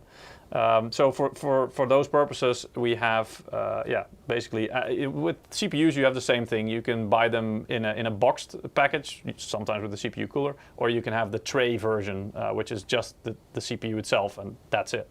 Yeah. So it's the same principle.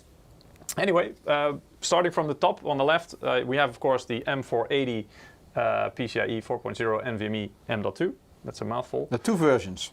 We have two versions indeed, but there's one mentioned here. So there's one with a heatsink and one without. I pretty much already showed you that. So we have both versions here. So we have the one with the heatsink, as you can see, and we showed earlier. And we have the one without. They are available in multiple capacities, so 500 gigs, 1 terabyte, 2 terabyte. They use the Phison E18 controller, which is their current gen, fastest Gen 4 controller. You can switch back. Yeah, exactly. You can. All of our current products use the 3D NAND technology. That's for the actual storage flash on the M.2 itself. The form factor, this is something that maybe not all people know either.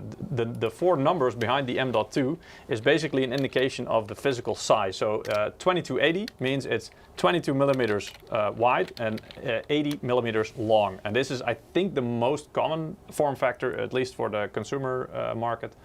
But there are other ones out there, so beware. And I mean, that's not necessarily a problem, because I remember we also, on some of our motherboards, Eric, we also have some slots that allow for longer, especially. Yeah. Shorter, I think, maybe can also be fitted. Exactly. So yeah, there are other form factors, but all the products that we have in our Spatium product stack are, well, normally the same size. those 110 centimeters of 110 millimeters it is. Exactly. They are for like server space. Yeah, yeah. I mean, it's a very simple reason as well why some of them are longer is very simply because then you can fit more storage on them. So typically, the longer ones will probably also have larger capacities of storage. The interface, well, as you can see there, if the product starts with M4, so in this case M480, M470, they both have the PCIe Gen 4 ×4 interface. Interestingly though, the M480 uses NVMe version 1.4 and the M470 uses NVMe 1.3. I think this also has to do with the controller, obviously the controller E16. indeed. Yeah, so the E16 controller was the first Phison controller on Gen 4. And then after that they launched the E18, so that one is newer and can make more use of the newer NVMe version. The M390, which is also quite recently introduced, uses PCIe Gen 3 ×4. ×4, by the way, is the number of PCIe lanes it uses. So typically what we see is that an M.2 slot uses 4 PCIe lanes. Your graphics card, for example, usually uses either 8 or 16 lanes. Most of them can use 16 lanes, but can't really make use of that full bandwidth because it's not necessary. But yeah, those are the typical lane usages you can find. And yeah, you can also see the sequential read and write differences there. So our M480 is the fastest model that we have with 7 gigabits per second. M470 was the first generation Gen 4 with 5,000, so that's or 5 gigabits per second. Also really, really fast. The Gen 4 is a bit of a step down there as well with 3,300 gigabits per second. Sorry, 3.3 gigabits per second. But that's also very, very fast, and I think one of the fastest that you can find on Gen 3. And it really depends on your motherboard. If you have an older motherboard, then Gen 3 is pretty much, or probably what you still have. Yeah. But all of the recent platform launches with motherboards, both on AMD and Intel, are using Gen 4. Yeah, and then there's the M370, which is kind of, you could look at it like more entry level with less speed. But still, I mean, the access speeds are instantaneous, so it's still really, really fast. It really depends on if you're planning to use big files. I'm just thinking, I had to ask Sebastian still a question. Should I use like the fastest SSD, if I have 2, should I use it as boot drive or as data drive? Interesting. Honestly, I think it doesn't matter. Anyway, let us know in the chat, guys. Yeah, what do you think? Boot drive, fastest SSDs, boot drive or data drive? There's also for your games. Yeah, you've got the mean time between failures, so that's basically kind of like a life expectancy that you can see, and that's, I mean, as Sebastian said earlier in the interview, most if you're like gaming or using it for home use, you're probably not going to reach the end expectancy of your SSD because that requires a lot of, especially write operations. But if you're doing something very write intensive and constantly, changing data on your drive or doing that kind of stuff, or doing benchmarks constantly, that will also shorten the life expectancy quite quickly because there is a finite amount of operations that it can do. And the nobody will run into if you don't do crazy stuff. Exactly, yeah, pretty much. Warranty, or at least not by the time that you feel like, well, this one is getting old and slow. So probably better switch to a new one at some point, because that's going to be years of usage. Anyway, and it's got 5 years warranty, across the board. Well, the biggest thing, of course, is the speed for the SSD, especially Gen 4. And here you have a bit of an overview of, on the left side, the read speeds, on the right side, the write speeds. So as you can see, the traditional hard disk drives, they have pretty much a limit of 150 megabytes per second of write and 160 megabytes per second of read speeds. With the SATA SSDs, you're already getting into a way faster area with up to 550 megabytes per second of read and 500 megabytes write. So that's already a hell of a lot faster than the traditional hard disk drives. But as you can see, with especially the Gen 4 M.2 SSDs, yeah, it's such a big leap because you're basically, you have a more than a factor of 10 that it's increasing, so up to almost 7,000 megabytes per second. I see a lot of questions in the chat talking about Gen 5. When can I buy it? Should I get one? That's still months away, so don't dream of that yet. We don't have any data or exact dates. No. We do have to mention still that. Still far away. Yeah. And on the other hand, Pineapple Pizza, great name, is asking, do we really need PCI Express 4.0 SSDs? I mean, yeah, it's a good question. I mean, for your day-to-day work, depends what you do. I mean, if you're like rendering stuff or doing a lot of Photoshop work with big files, yeah, you might consider one. Yeah. And transfer, of course, a lot of files. For gaming, yes. Soon it will be a big yes for gaming with DirectStorage. We will talk about that later. Yeah. But indeed, so at the moment, indeed, and there's a lot of things you can find on the internet where people basically say, well, it's hard to notice the difference between, as long as it's an SSD, yes. Whether it's SATA or PCIe, M.2, you're probably not going to notice the difference in most things. But if you're purely transferring files, for example, you are going to notice a big difference. So if you still have one hard drive in your system and you can upgrade it to or if you have only a hard drive in your system, upgrade to an SSD. That's the best investment I make. Especially if that's the one with Windows on it, because instead of taking its sweet time to load everything up and to boot, it's just going to be nothing can much beat that. faster. Make sure Windows is installed on an SSD. Yeah. And I would even say kick out some hard drives, but that depends on how much budget you have exactly. or how much you want to store. I mean, a lot nowadays is cloud-based. Yeah. Yeah. Here you can see some more detailed comparison as well between the different types of SSDs. But yeah, it really comes down to the generation, or the interface it uses and the generation of the interface, the bandwidth it has available, because as you can see, PCIe Gen 3 to Gen 4 is double the bandwidth, and this, I think, is true for pretty much all PCIe versions, right? So PCIe Gen 5 will have double the bandwidth of Gen 4. So indeed, it's basically just, this is like a, how do you call it? Faster. Yeah, but anyway, it's the curve is very steep. It's curve. Anyway, it's curvy. Yeah. Max read speeds, there you can also see going from 600 megabytes per second on a SATA SSD to 7,000 megabytes per second. It's already mind-blowing. And, with PCIe Gen 5, probably it will be even a lot more.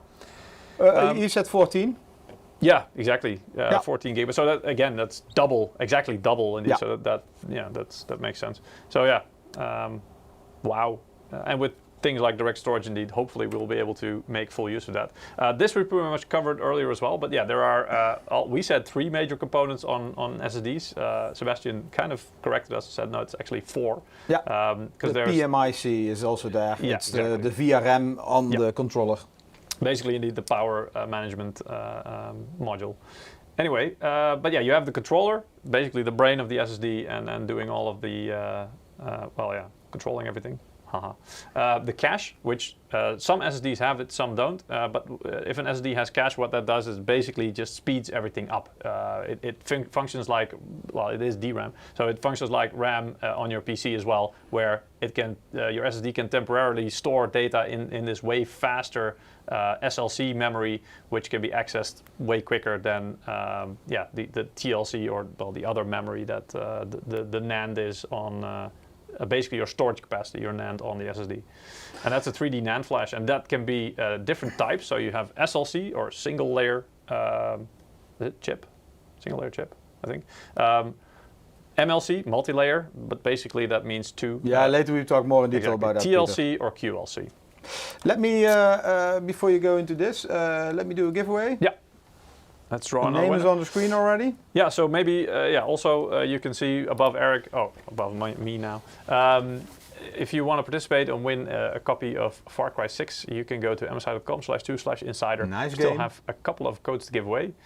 Very nice game indeed. We did a full live stream with also an interview of Ubisoft last week in the live stream. Yeah, so you can also watch that if you're interested in it. RGB was fast. I'm sure it was high FPS.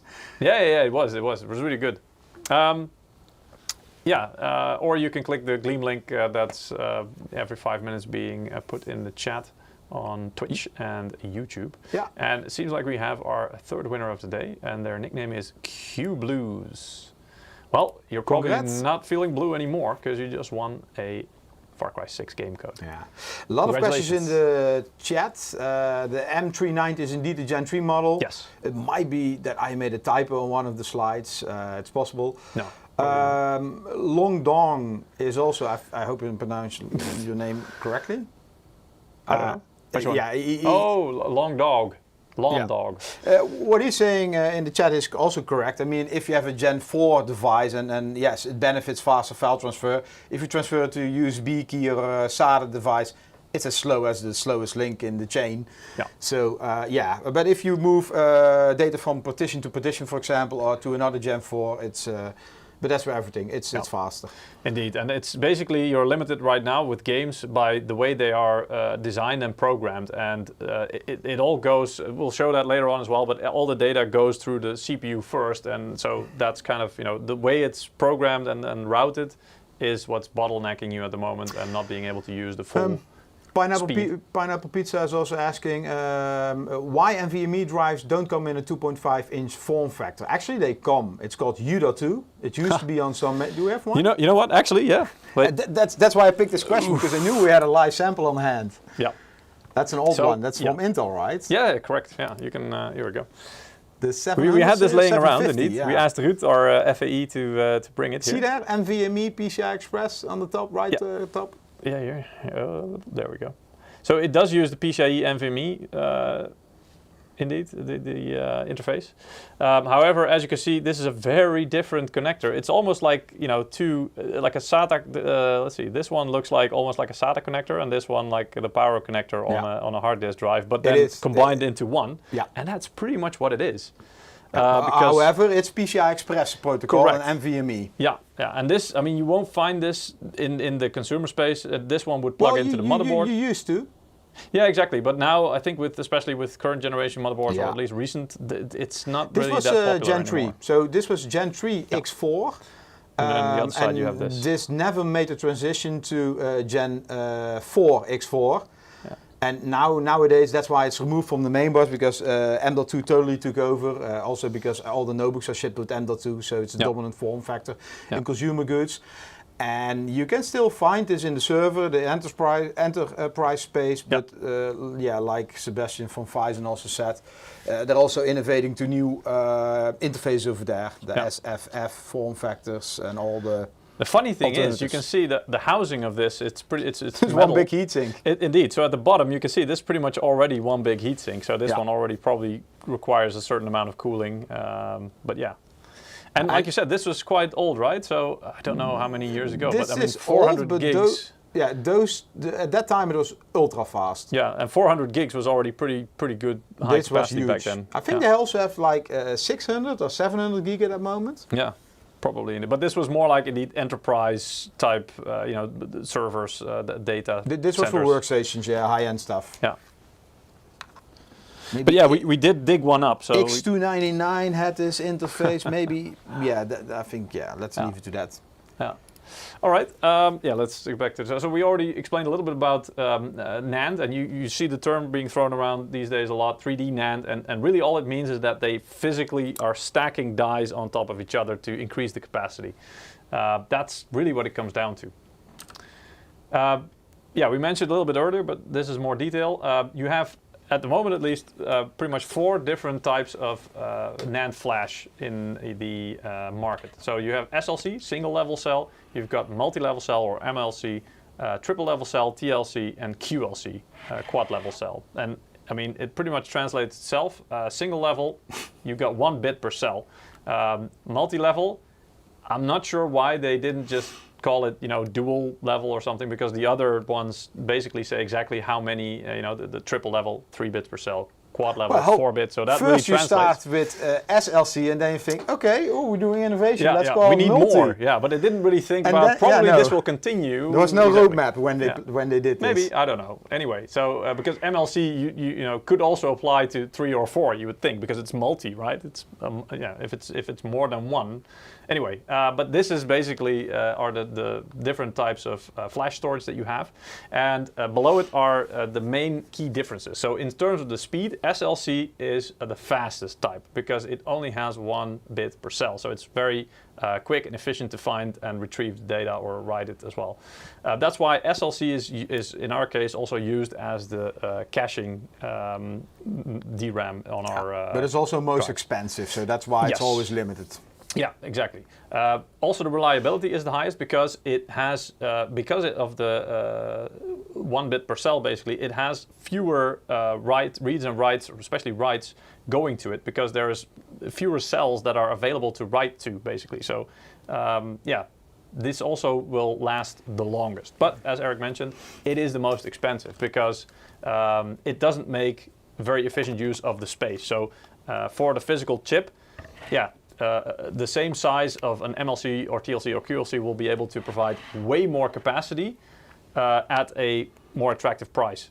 Question in chat, do you think there's going to be an SLC consumer drive for reasonable prices? No, because the gap with QLC or depends on what you think are reasonable prices. Because if you take TLC or QLC as the benchmark for a reasonable price, then no, because these are technically different products. It's like saying, can we expect an i9 processor at an i3 price level? Yeah. No, they are completely different. So what is affordable, and there will always be something cheaper. Yeah, exactly. And I mean, Sebastian already mentioned indeed that it's always a balance, and here you see it as well, because MLC, even though it's second fast, so it's still pretty damn fast, the reliability is also still pretty good. The price is then down a little bit as well, so it's already a bit more of a balance, right? So it's less fast than SLC. And TLC goes a bit further, and I think TLC is the most used memory in the market at the moment today. So it's like the balance that the industry seems to have settled on. So it's still pretty fast, but in comparison to SLC, it's definitely not quite as fast. The reliability is a bit lower as well because there's a hell of a lot more write operations that go on inside the same cell, because indeed now you have 3 bits per cell.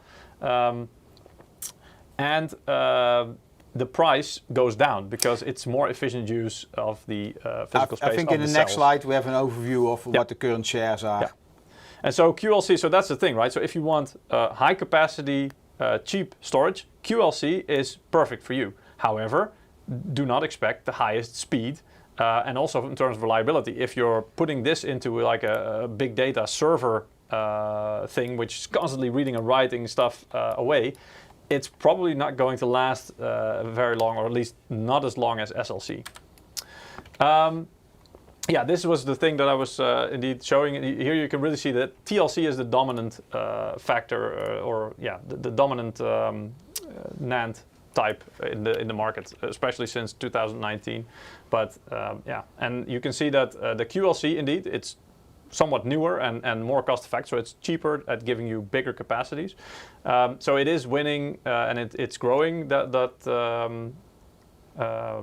terms of its market share. But we don't know how far it's going to grow because it does have its limitations. So the question is this going to be suitable in the long term?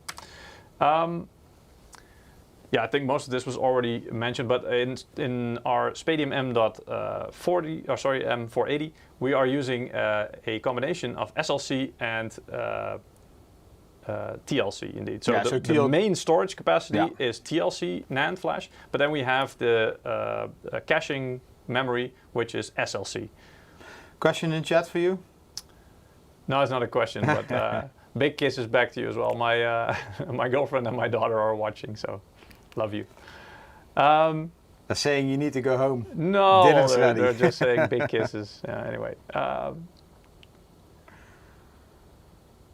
Yeah, anyway, let's continue because indeed we, something Sebastian also touched on a little bit is of course things like reliability and you know, also security, because I think that's also very important these days with all kinds of, you know, cyber attacks and stuff like that. So you can see we have multiple features in our SSDs. Some of them are industry standards, but still want to point them out. Trim is one of them. Smart also. So Trim basically, if you remember the old days, you could defragment your hard drive, which basically means that it would put all the pieces belonging to one item together so that it's easier and quicker to find on your hard drive. So that could speed up the whole operation. For SSDs, because it writes and reads from several chips instantaneously, this is really no longer necessary.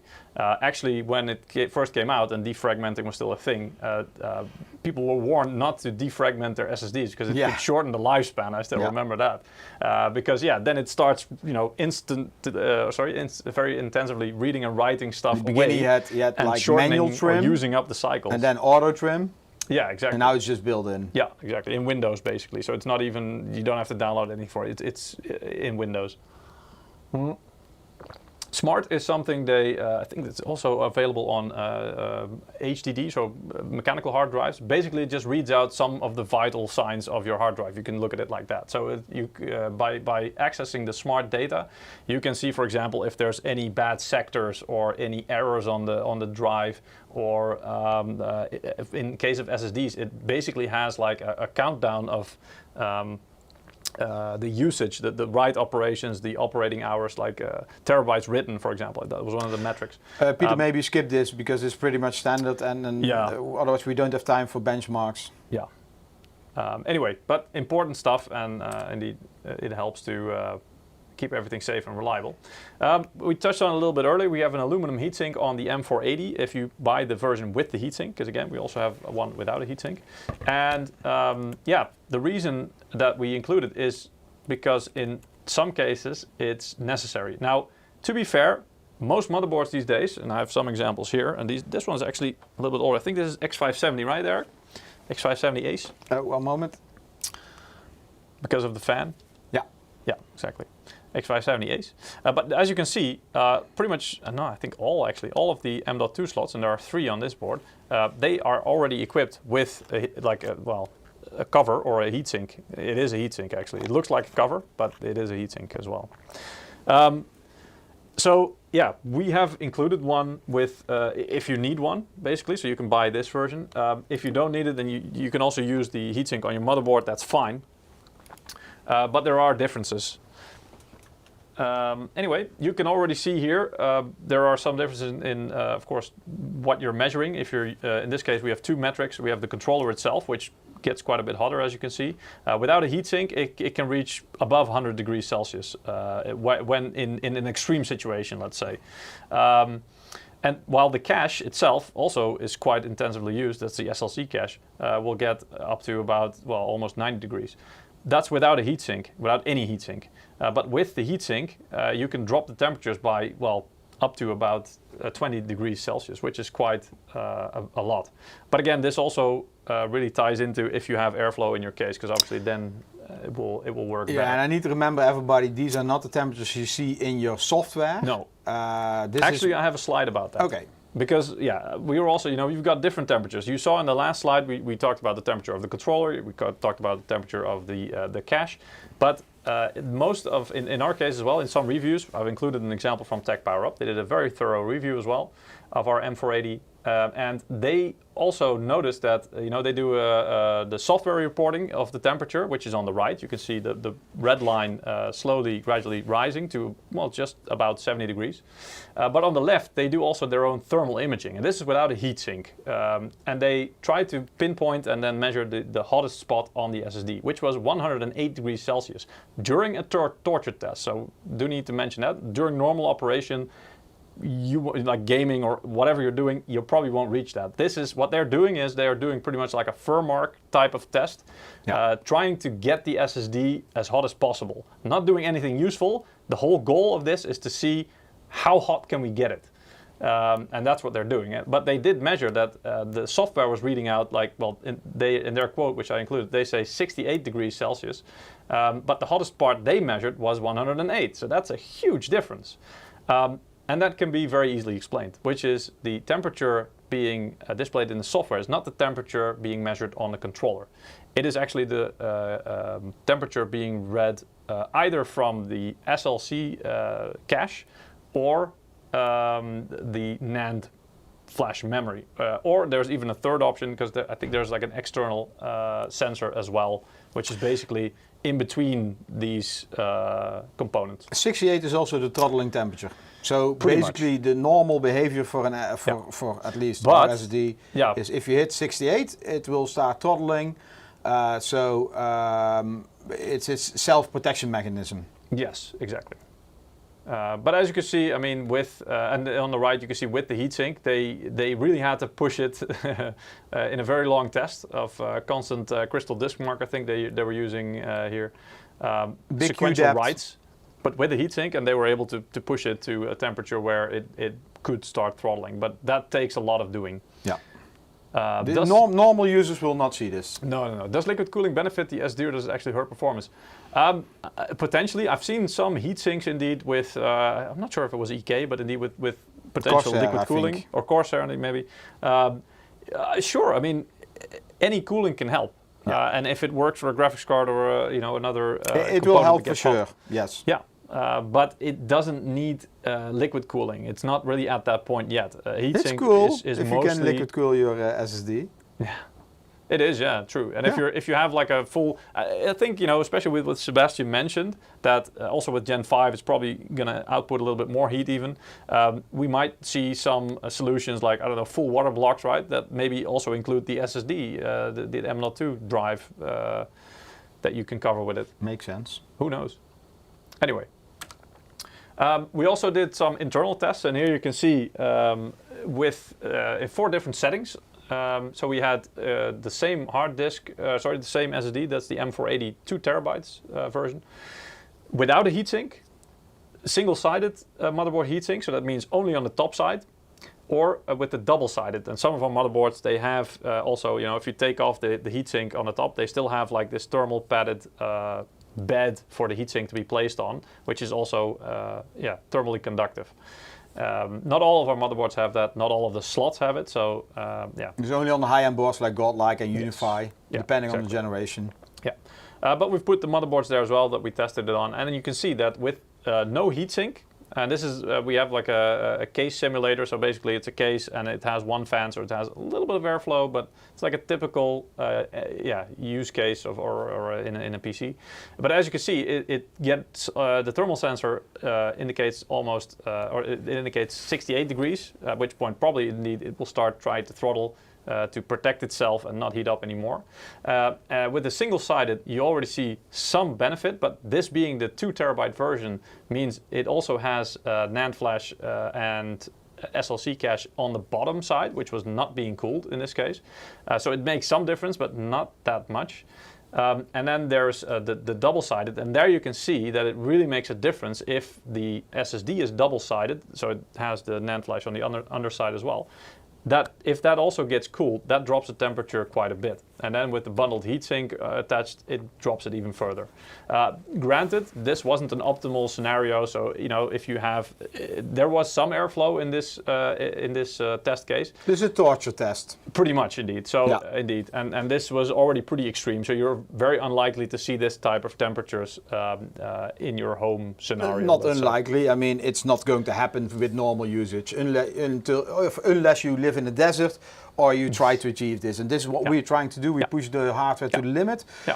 to And then see what the it behavior does, is. Learn from it, indeed. Yeah, and you really what's interesting is that the thermal sensor at 68 and 67, that's only 1 degree difference, but you see the big performance jump. Yeah. And that's a throttling what happens so that the SSD can protect itself. Exactly. Diba Barata is asking, do SSDs have warning system of coming failures like hard drives have? Yeah. Actually, yes. That's something I kind of skipped over, but that's the smart indication that I mentioned. So actually, in most cases, SSDs, you'll have way more advanced warning of you know, at least if it's normally ending its nearing the end of its life expectancy, you'll have plenty of warning telling you that, hey, this is gradually degrading of the cells.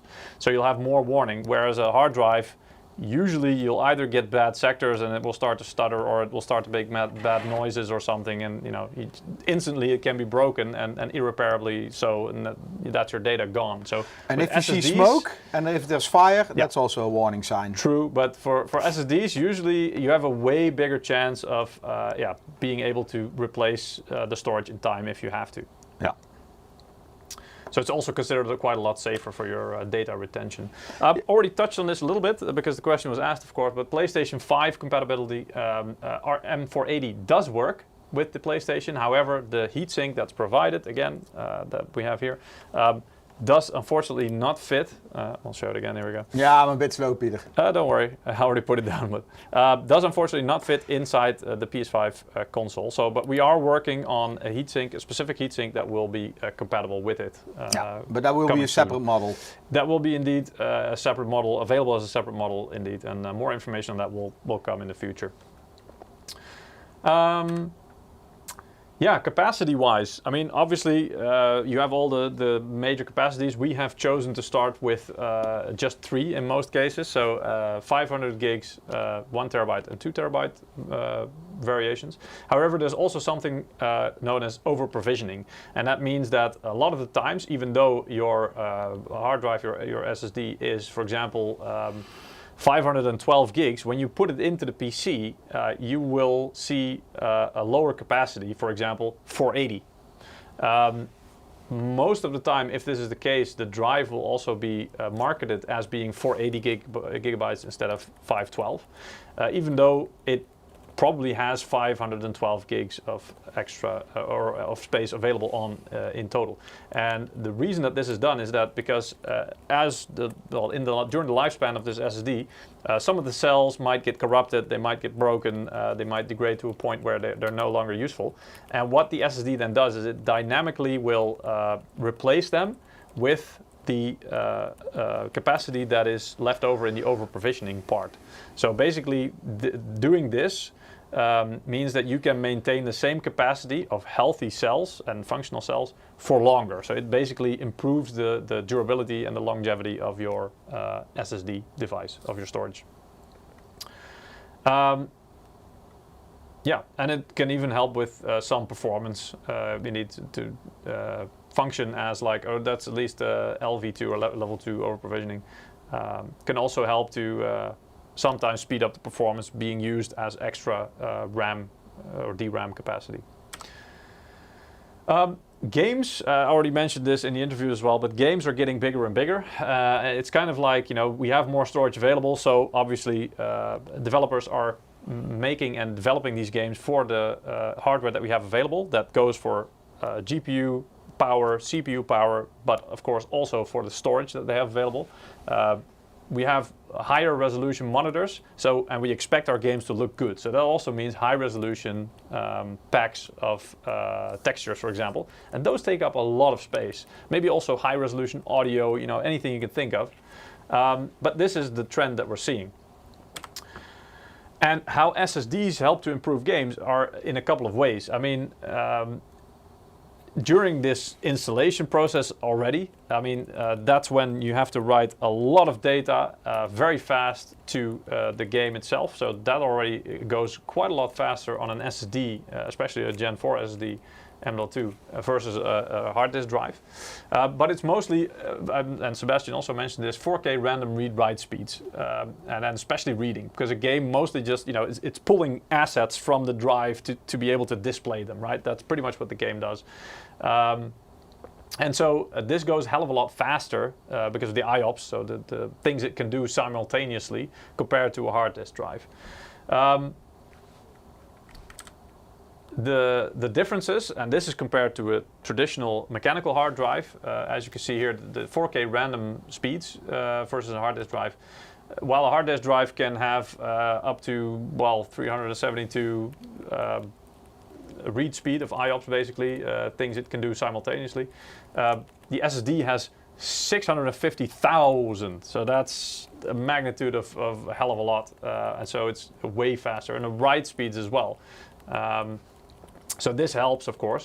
However, in practice, and this, I think a lot of people have this experience, because that's in theory, right? That's in theory what it can do. But in practice, what happens when you load up a game or a level, there's a hell of a lot of small files that need to be loaded. They can be textures, but also information about the game itself, parameters. So it's not really the raw throughput that's being used at the moment in the current way that games work and are coded.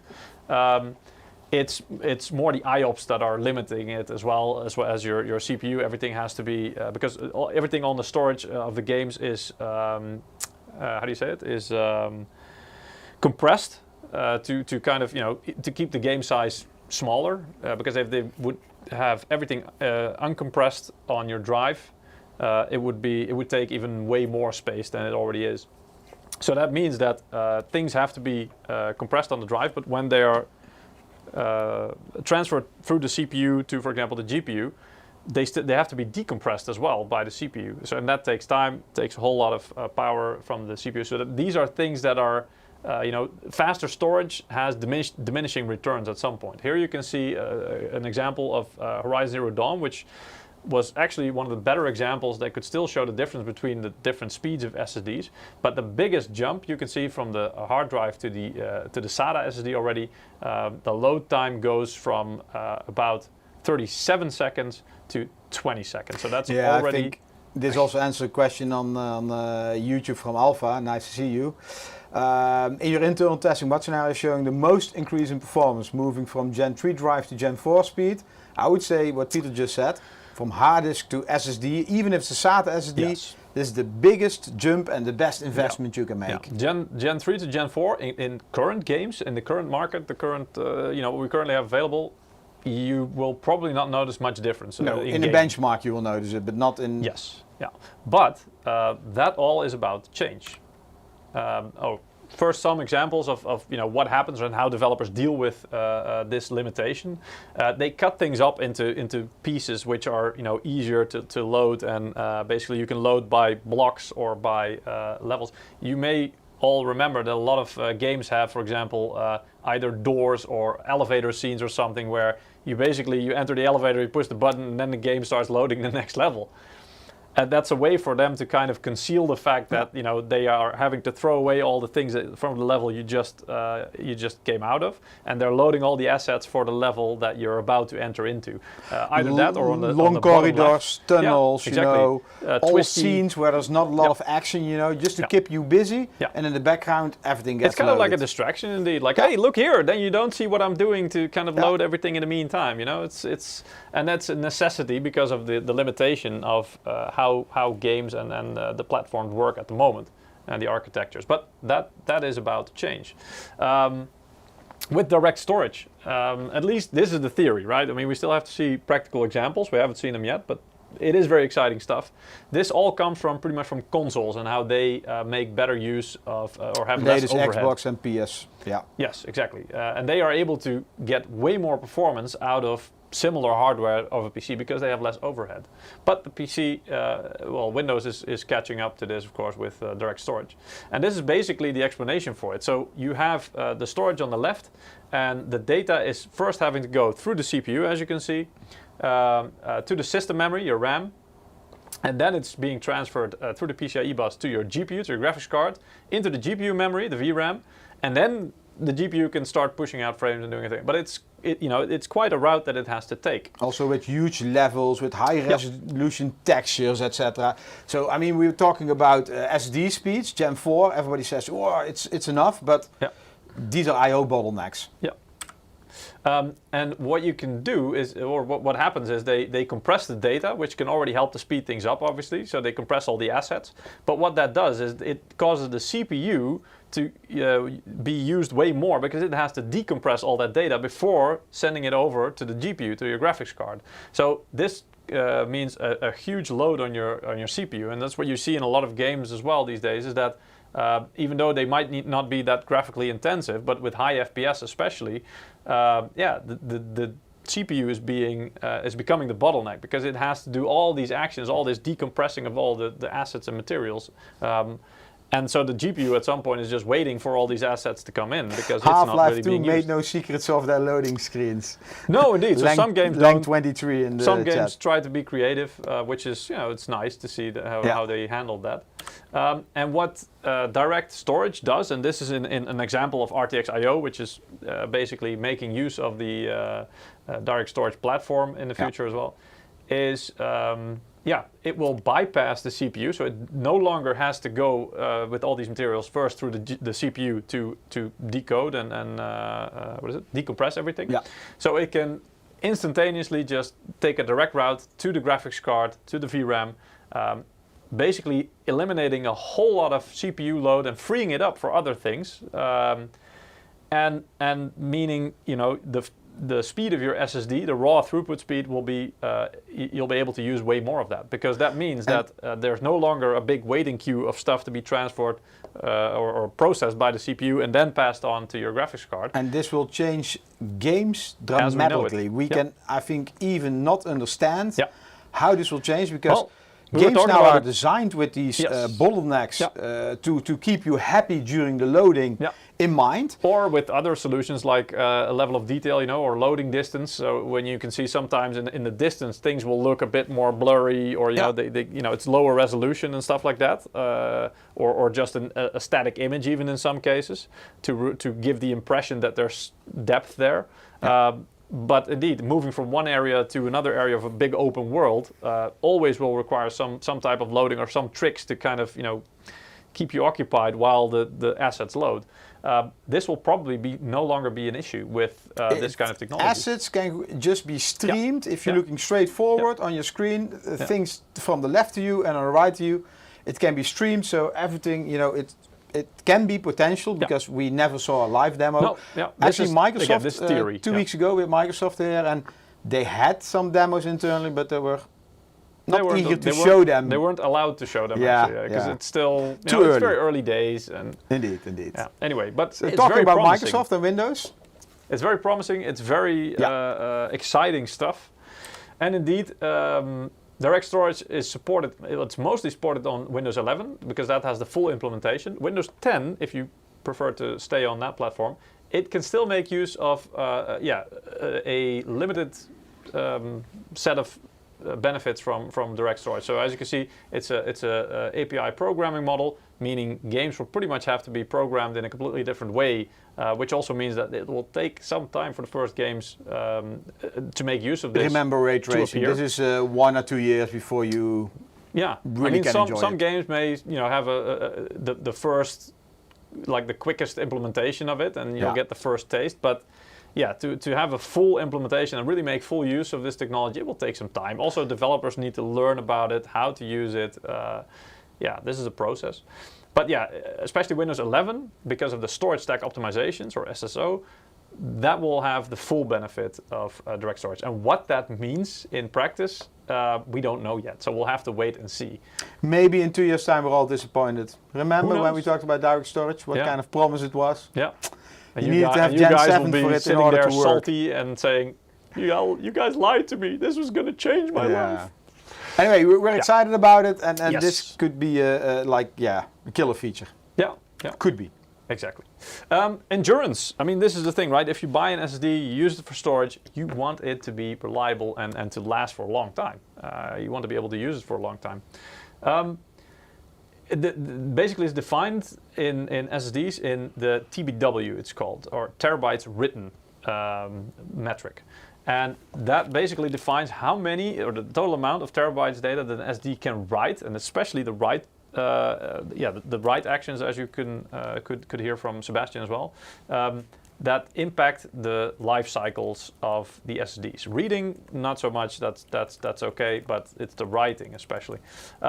Typically, larger capacity drives have a higher TBW because you have more physical cells and dies that the whole writing is dispersed over, so that it makes sense. If you can disperse the load or the load basically of the writes over more chips, you have a longer lifespan, so you can basically do more writing actions.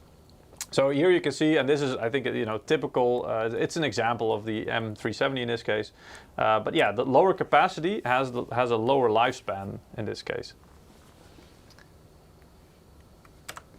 and also a 5-year warranty. And this is something I think that's quite important because,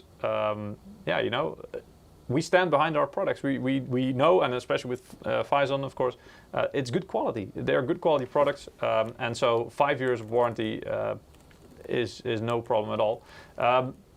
Though we have to say, of course, if you, for example, are constantly benchmarking or using some form of software that's basically just, going to ruin and burn through that TBW terabytes written value in the fastest possible terms, and if you really try, you can do that in a couple of weeks or months, probably. Months, yeah. Yeah, but it's either the 5 years, and that's under normal usage, it should probably last quite a bit longer than that, or until the terabytes written value of the product specification is met. So if you reach that value, and trust me that within normal usage, you're hard pressed to use to get to that. It's probably not going to happen. But yeah, if you are really testing the limits, then with constant benchmarks and stuff like that, 24/7, then you could reach the end of the lifespan of your product. But again, this is really not going to happen. We also have support in our software, MSI Center, recently added, by the way, for our SSDs. And this consists of what you can see here. So on the left, it's called we have different modules in it. This module is called System Diagnosis. And what it does is it displays a lot of stuff for your storage devices. Not just MSI storage devices, by the way. Also, if you have other storage devices, other brands, it will also display them. However, we do include a free backup and restore program or feature with our SSD. So if the system detects one of our SSDs, it will also automatically allow this functionality and basically unlock it. It will also provide a indication on the top right, as you can see, of the smart readout, the health of the drive. But in a minute, I'll also show you how you can access that data with other programs. And I mean other useful metrics, also some functionality like clean up your disk and free up memory. So anyway, it's now included in our software. And I think that's pretty much it for now. Yeah, I think maybe now we can start showing you guys maybe some benchmarks. Maybe also showing the physical drive and doing, maybe should I start with the Maybe teardown? some giveaway first? Sure, why not? It's on the screen. I already all right. selected one lucky winner. It's me. MSI.com/2/insider if you want to win a Far Cry 6 game key, and you can still participate. We still have a couple of them to give away. And our next winner is called Bruno Merungo? Bruno Merujo, I think, yeah. Something like that. Yes. Congratulations, Bruno. Ah, cool. Yeah. All right. We'll get the code out to you as soon as possible, obviously.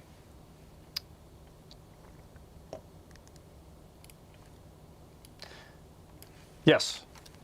Okay, so let's just show a couple of things. We're already running quite a bit late, but let's just show a couple of things. Maybe I should show how you can assemble the SSD. Yeah, show us how you lose the small M.2 screw. Oh, that. Okay, sure. So I think most people will be familiar with this for now, but I can show you it as well on this example. And let's see if we can get it. Here we go. How to participate in the giveaway? Go to msi.com/2/insider. Yes. Or what was it? Insider. Yeah, Insider indeed. Or click the Gleam link in the chat. Yeah, YouTube and Twitch. We have a Gleam link in the chat each 5 minutes. I'm trying to find the right angle that you guys can see. Here we go. So basically you have these slots under some heat sinks on most motherboards, and you'll see that there's this side, there's a screw at the end of it. And sometimes also at the beginning, at the other side. Anyway, basically what you do is you undo the screw, and then you can lift off the panel like so. And this is, it's a heatsink with a thermal pad at the bottom of it, and it's so this is what we call a single-sided thermal pad. Yes, and it's a thick aluminium cover basically, which also then helps to take on some of the heat and can disperse it. And what you see here is you have the M.2 interface or connector, and here you have some. This is something like a spacer to help it, from going too far onto the motherboard. Bending, especially for longer models. Exactly. And here, this one actually can support longer models, because this is the screw we're probably going to use for our drive. But you can see there's a standoff with a little screw hole on this side as well. So that's 8 centimeters, another one is 110. Yeah, so perfect example of that.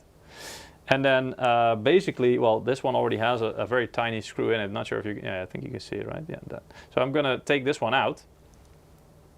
And it's always best to use the slot, and you need to check on your own motherboard which slot it is. Normally it's the top slot, the first slot. Yes, the one closest to the CPU. The closest to the CPU, I would say, because that one is connected to the CPU, and other slots might be connected via the PCH or the chipset, and that's not always, it doesn't always give the same performance.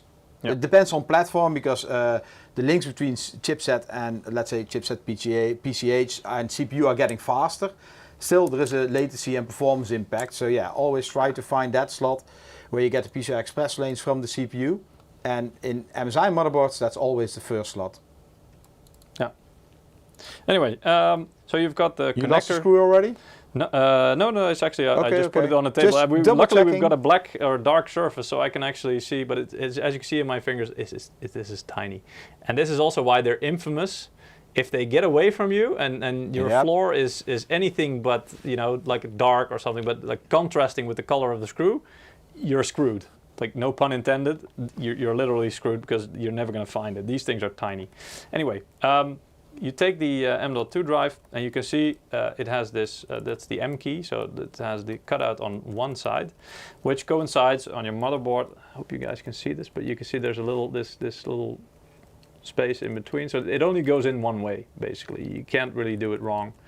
So you just put it in, slide it in from one side, and then basically just push it down until it rests on that little standoff, and that's what you do. And then you take the screw, and that's why this is really hard to do with one hand. Basically, it's impossible to do with one hand. You need to do it with both hands.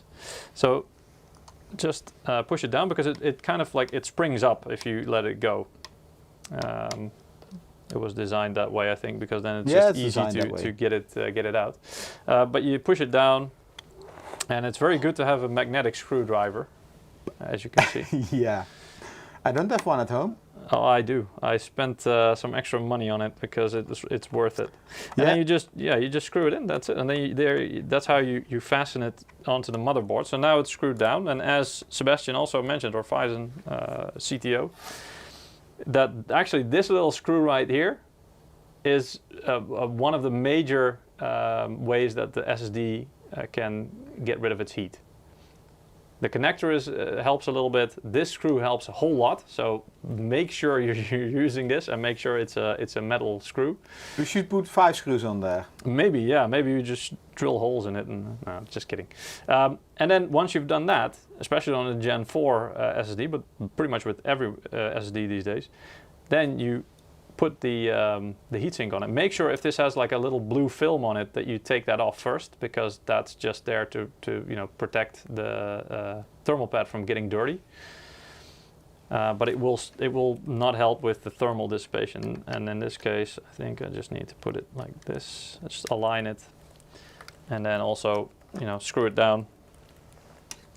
And then I need to not forget that I put it in this motherboard. Otherwise it's going to be in here for a while. I think I misaligned it. Yeah, that's better. Here we go. There we go. Now it's securely inside the slot, and it's completely protected. Also, it has the a thermal heatsink on it, basically. And most motherboards now with M.2 slots, at least on the top M.2 slot, the one closest to the CPU, they will have some kind of heatsink on it to help with heat dissipation. Anyway, I'm going to take it out before I leave. Before I forget that I put it in here, and one of our SSDs is lost until we use this motherboard again. But as you can see, I mean, it's really easy, and there's no cables involved, especially compared to SATA, which, you know, it still requires two.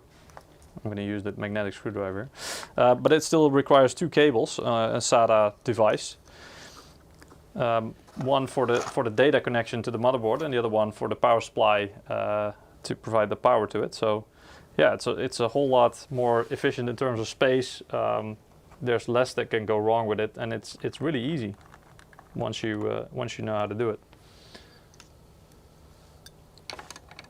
All right, so now that we've got that down and we showed that, oh, here we go. Let's put this motherboard back. Maybe I can also show you guys how to attach this heatsink, because as you've noticed, this heatsink it doesn't come pre-installed in the box. If you buy the M480HS, it doesn't come pre-attached in the box.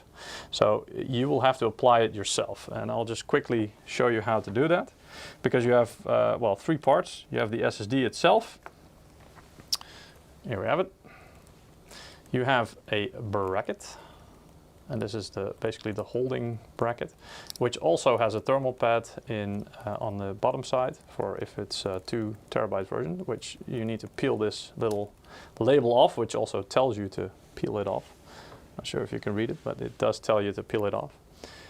And then what you need to do is you need to, this side has like a little round hole. That's also where you need to, I mean, on one side there's the connector, and the other side there's the little rounded notch. Cutout, notch indeed, where you in the end attach the screw.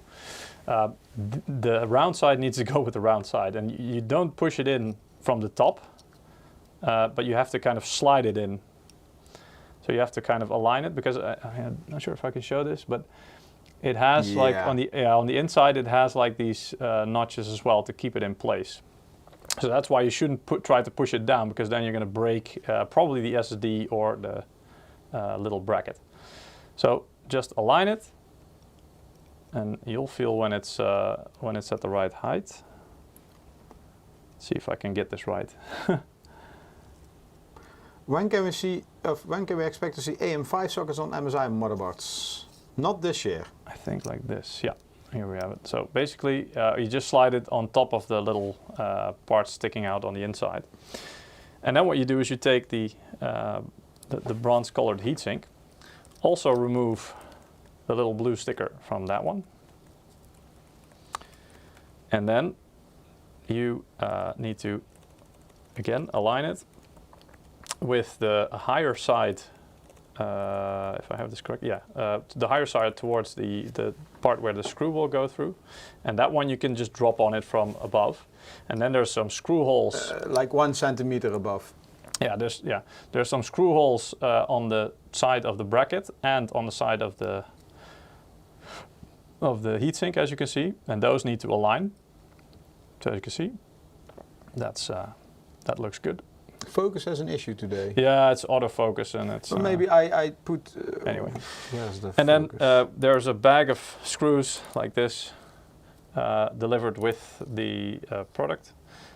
6 of them. They are tiny, so again, don't lose them.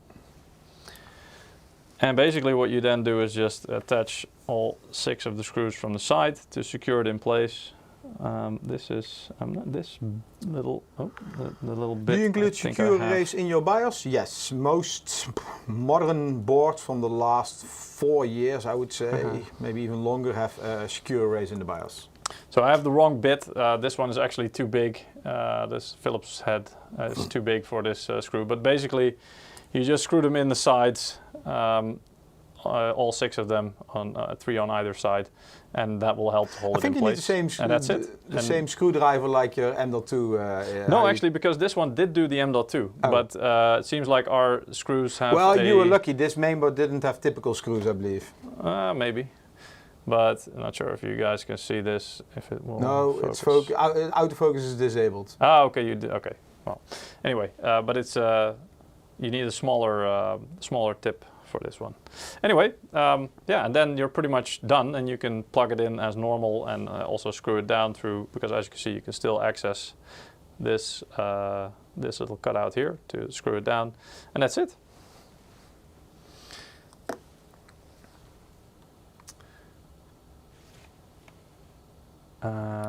This is entirely my personal opinion, but won't the SSD's heatsink interfere with the GPU under PCIe 4? Well, that depends on your motherboard, but that's a very valid question.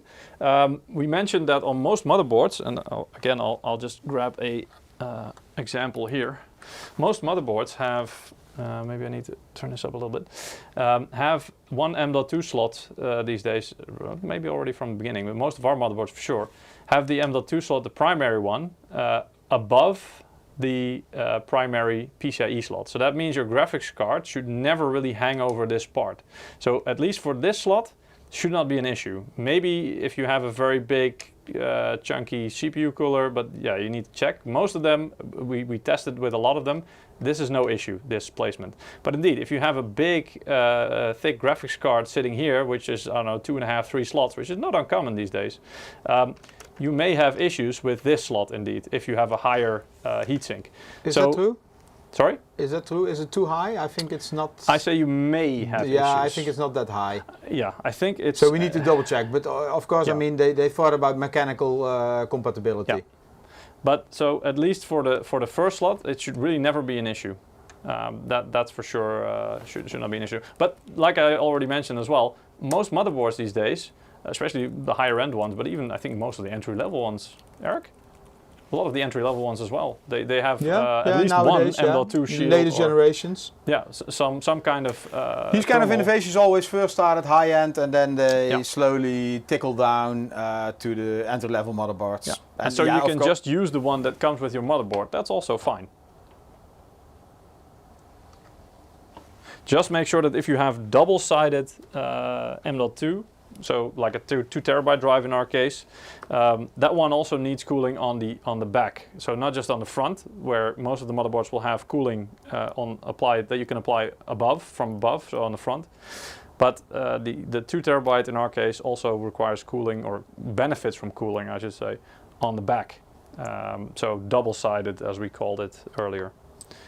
And the provided heatsink does that, so it will provide a bit more, well, better cooling. Still want to show some benchmarks? Yeah, I can show some benchmarks indeed. And also, I mentioned about, let's see, we have Crystal Disk Mark and Crystal Disk Info. These, by the way, are completely free software, so you can also try them at home if you never tried it before.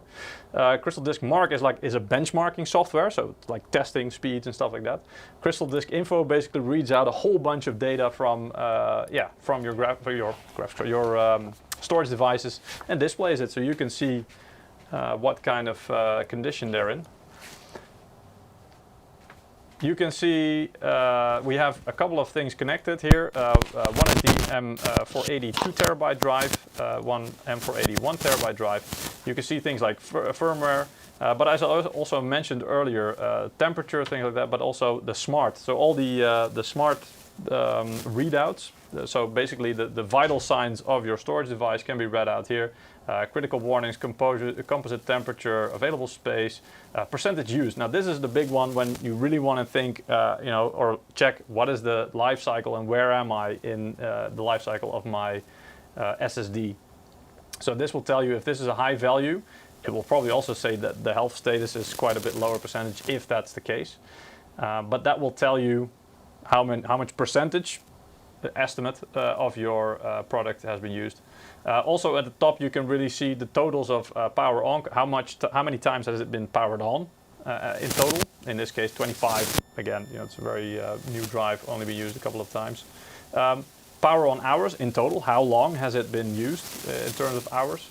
So all this kinds of information is displayed there. And I tried to include a drive that has been in use for quite a bit longer, hoping that I could show when it's a lower value. But actually, this one hasn't been used quite as much as I thought. We just had it for a long time already. Anyway, benchmark. I mean, I've left it at pretty much at stock settings, I think. But you can change these values of the test and the parameters. A lot of it, I think, yeah, this is like a setting for an NVMe SSD, which this is. And then you can pretty much just run the test. And this is how many passes it has to do. So what you'll see in media, if they want to test it, especially for thermal properties and stuff like that, they will do multiple passes. Please be aware that doing this a lot of times, if you do this once or twice, it doesn't really have a big impact on your the lifespan or the duration of your product. So don't worry about that. But yeah, if you do this every day, for 24 hours a day, that's gonna impact it quite a bit. Because what this does is this will perform a lot of read and write actions to measure the speed.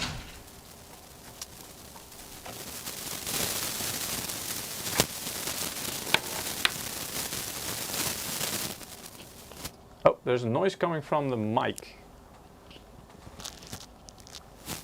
I hope. Yeah, we have had some issues with some cables at some point, but I plugged out the microphone. Maybe that was it. So this is actually Is it now gone? Yeah, this is actually the SATA SSD that we have, which is let's see. This is the Kingston device of 240 gigs. So you can see the read speeds are being limited by the SATA interface. So that's like 550, around that mark on most of the tests. And write speed should be just a fraction lower, I expect, but we'll see how it goes. Now there's lots of static. Oh, it's gone. Okay. Cool. Yeah, so I plugged out the cable and this microphone. Yeah. It seems it's also working. And yeah. That's why people got some echo. Ah, okay.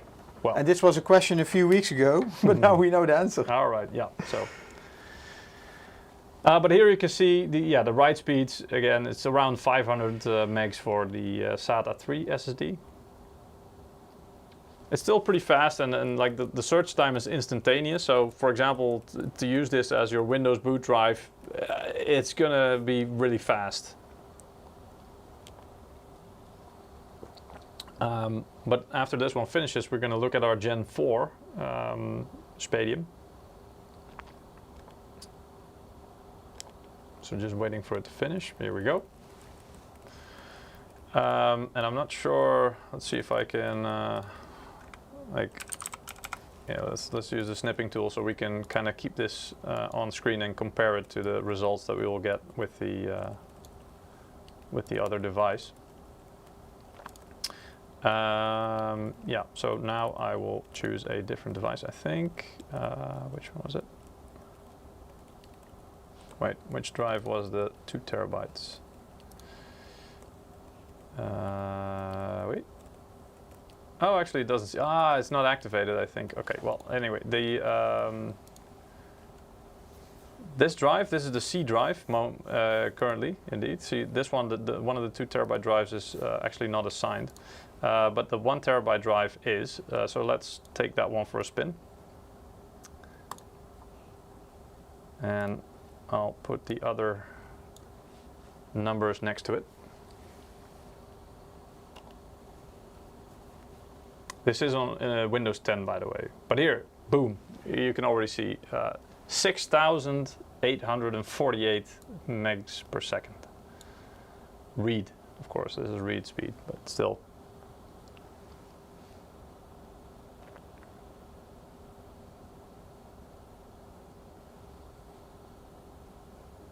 So, yeah, this is a hell of a lot faster than the SATA drive. And again, this really pertains to, well, in this case, read speeds, but also write speeds will be a hell of a lot faster. So this really means that both reading and writing away large files goes a hell of a lot faster.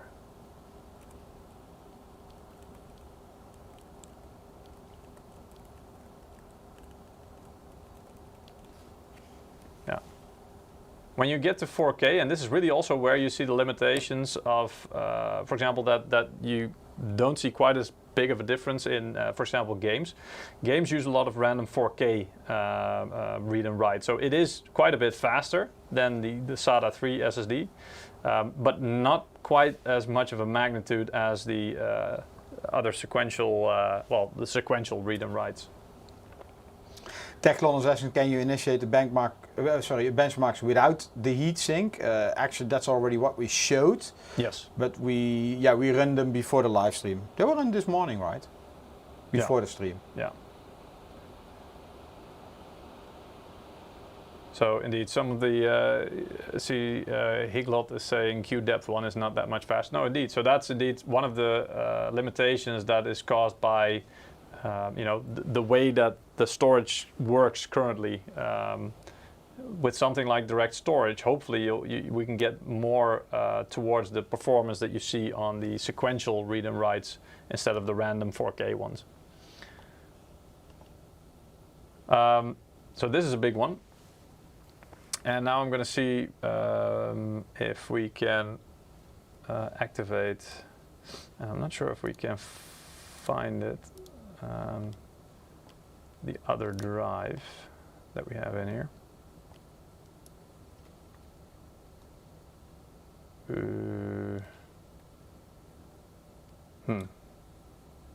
Okay. I think actually what happened is somebody set up a RAID array and I removed one of the drives so I could show it. So what I could do, but I don't know, Eric, if we have time, but I'd have to... No, it's already pretty late. I'd have to shut down the system and then, reinsert it. Yeah, I think we will be kicked out of the office yeah, exactly. soon. So fortunately we don't have time for that, but yeah, if you do RAID speeds, it basically means that you get, I think, near enough twice the... because it works similarly to writing simultaneously to multiple storage devices, so it can kind of distribute the load and the speeds. Let me see. I think Michiel sent me yesterday a benchmark with in RAID 2 drives. I think those were the 2 terabyte drives indeed. Yeah, I cannot show it. Actually, it was a 14235. 14,235 read speed, and it was 13,273 write speed. Yeah, so it's more than twice as fast, and it's also, this is the benchmark for the 1 terabyte drive. The 2 terabyte drive, because it has more NAND flash modules, it's even faster because it can disperse the load across more modules. Yeah, it's like RAID so that on the chip. That one is even faster. Yeah. The one Michiel was doing with RAID was 2 times the 2 terabytes, indeed. So those are the fastest modules that we currently have, and indeed, that's ridiculous. And again, that's something that, and I mean ridiculous as in, that's like instantly transferring files, for example. But in terms of, for example, game loading, stuff like that, you're probably not going to notice a hell of a lot of benefit from it yet. I mean, it does make a difference. But it looks cool in benchmarks and it scales really well. Yeah. But with things like DirectStorage on the horizon, this could be a real game changer, and you could see way better results from faster SSDs. Yeah, well, not RAID, but faster SSDs, indeed. Yeah. Anyway, I think we just have some time to also do some final giveaways. Yeah. Of the Far Cry 6 game codes. Maybe let's do 2, maybe. No? Yeah, sure. Yeah. So if you haven't already, please go to msi.com/2/insider and participate for our Far Cry 6 giveaway. We're going to give away the 2 last codes of today's stream in a few minutes. And both of them are with a loyalty bonus. Yeah, indeed. And we can call out the winners now. I see we have them indeed. So, okay. The last winner is called SMK. So congratulations, SMK. You win also a Far Cry 6 game code. We'll get it out to you as soon as possible. And our last winner for today is called Valdas D. Also congratulations, Valdas. We'll get the game code out to you as soon as possible. Yeah, that's pretty much all we have time for today, guys. Thank you very much for joining. Next week, Eric, I'm pretty sure this is going to be you, right? I'm not allowed to talk about it. You and somebody else, I know. Me and Michiel, but we're not allowed to talk about it. But yeah, it's about. It's not on Wednesday, by the way. No. So It's a little bit different. Usually our live streams are on Wednesdays indeed. Next week, for reasons that will become clear to you next week, it will be on a Thursday. So, but I can tell you don't want to miss this one. Same time. Yes, there's a hell of a lot of information coming your way. Yeah. We hope to see you guys next week. We hope Peter you enjoyed today's managed stream. to talk more than like 2.5 hours about SSDs, which you just can say like, this is an SSD and it's an fast. SSD, it's fast, it stores stuff, it's good. So next week we have so much information, and we're going to try to do it in 2 hours. Good luck with that. Well, then good thing you didn't bring me onto that one, because... I know. It's on purpose, by design. Yeah, exactly. All right. Anyway, guys, thank you very much for watching. I hope you enjoyed it, and don't miss that stream next week. We'll see you guys next week. Thank you all. Bye-bye. Thank you. Bye-bye. Take care.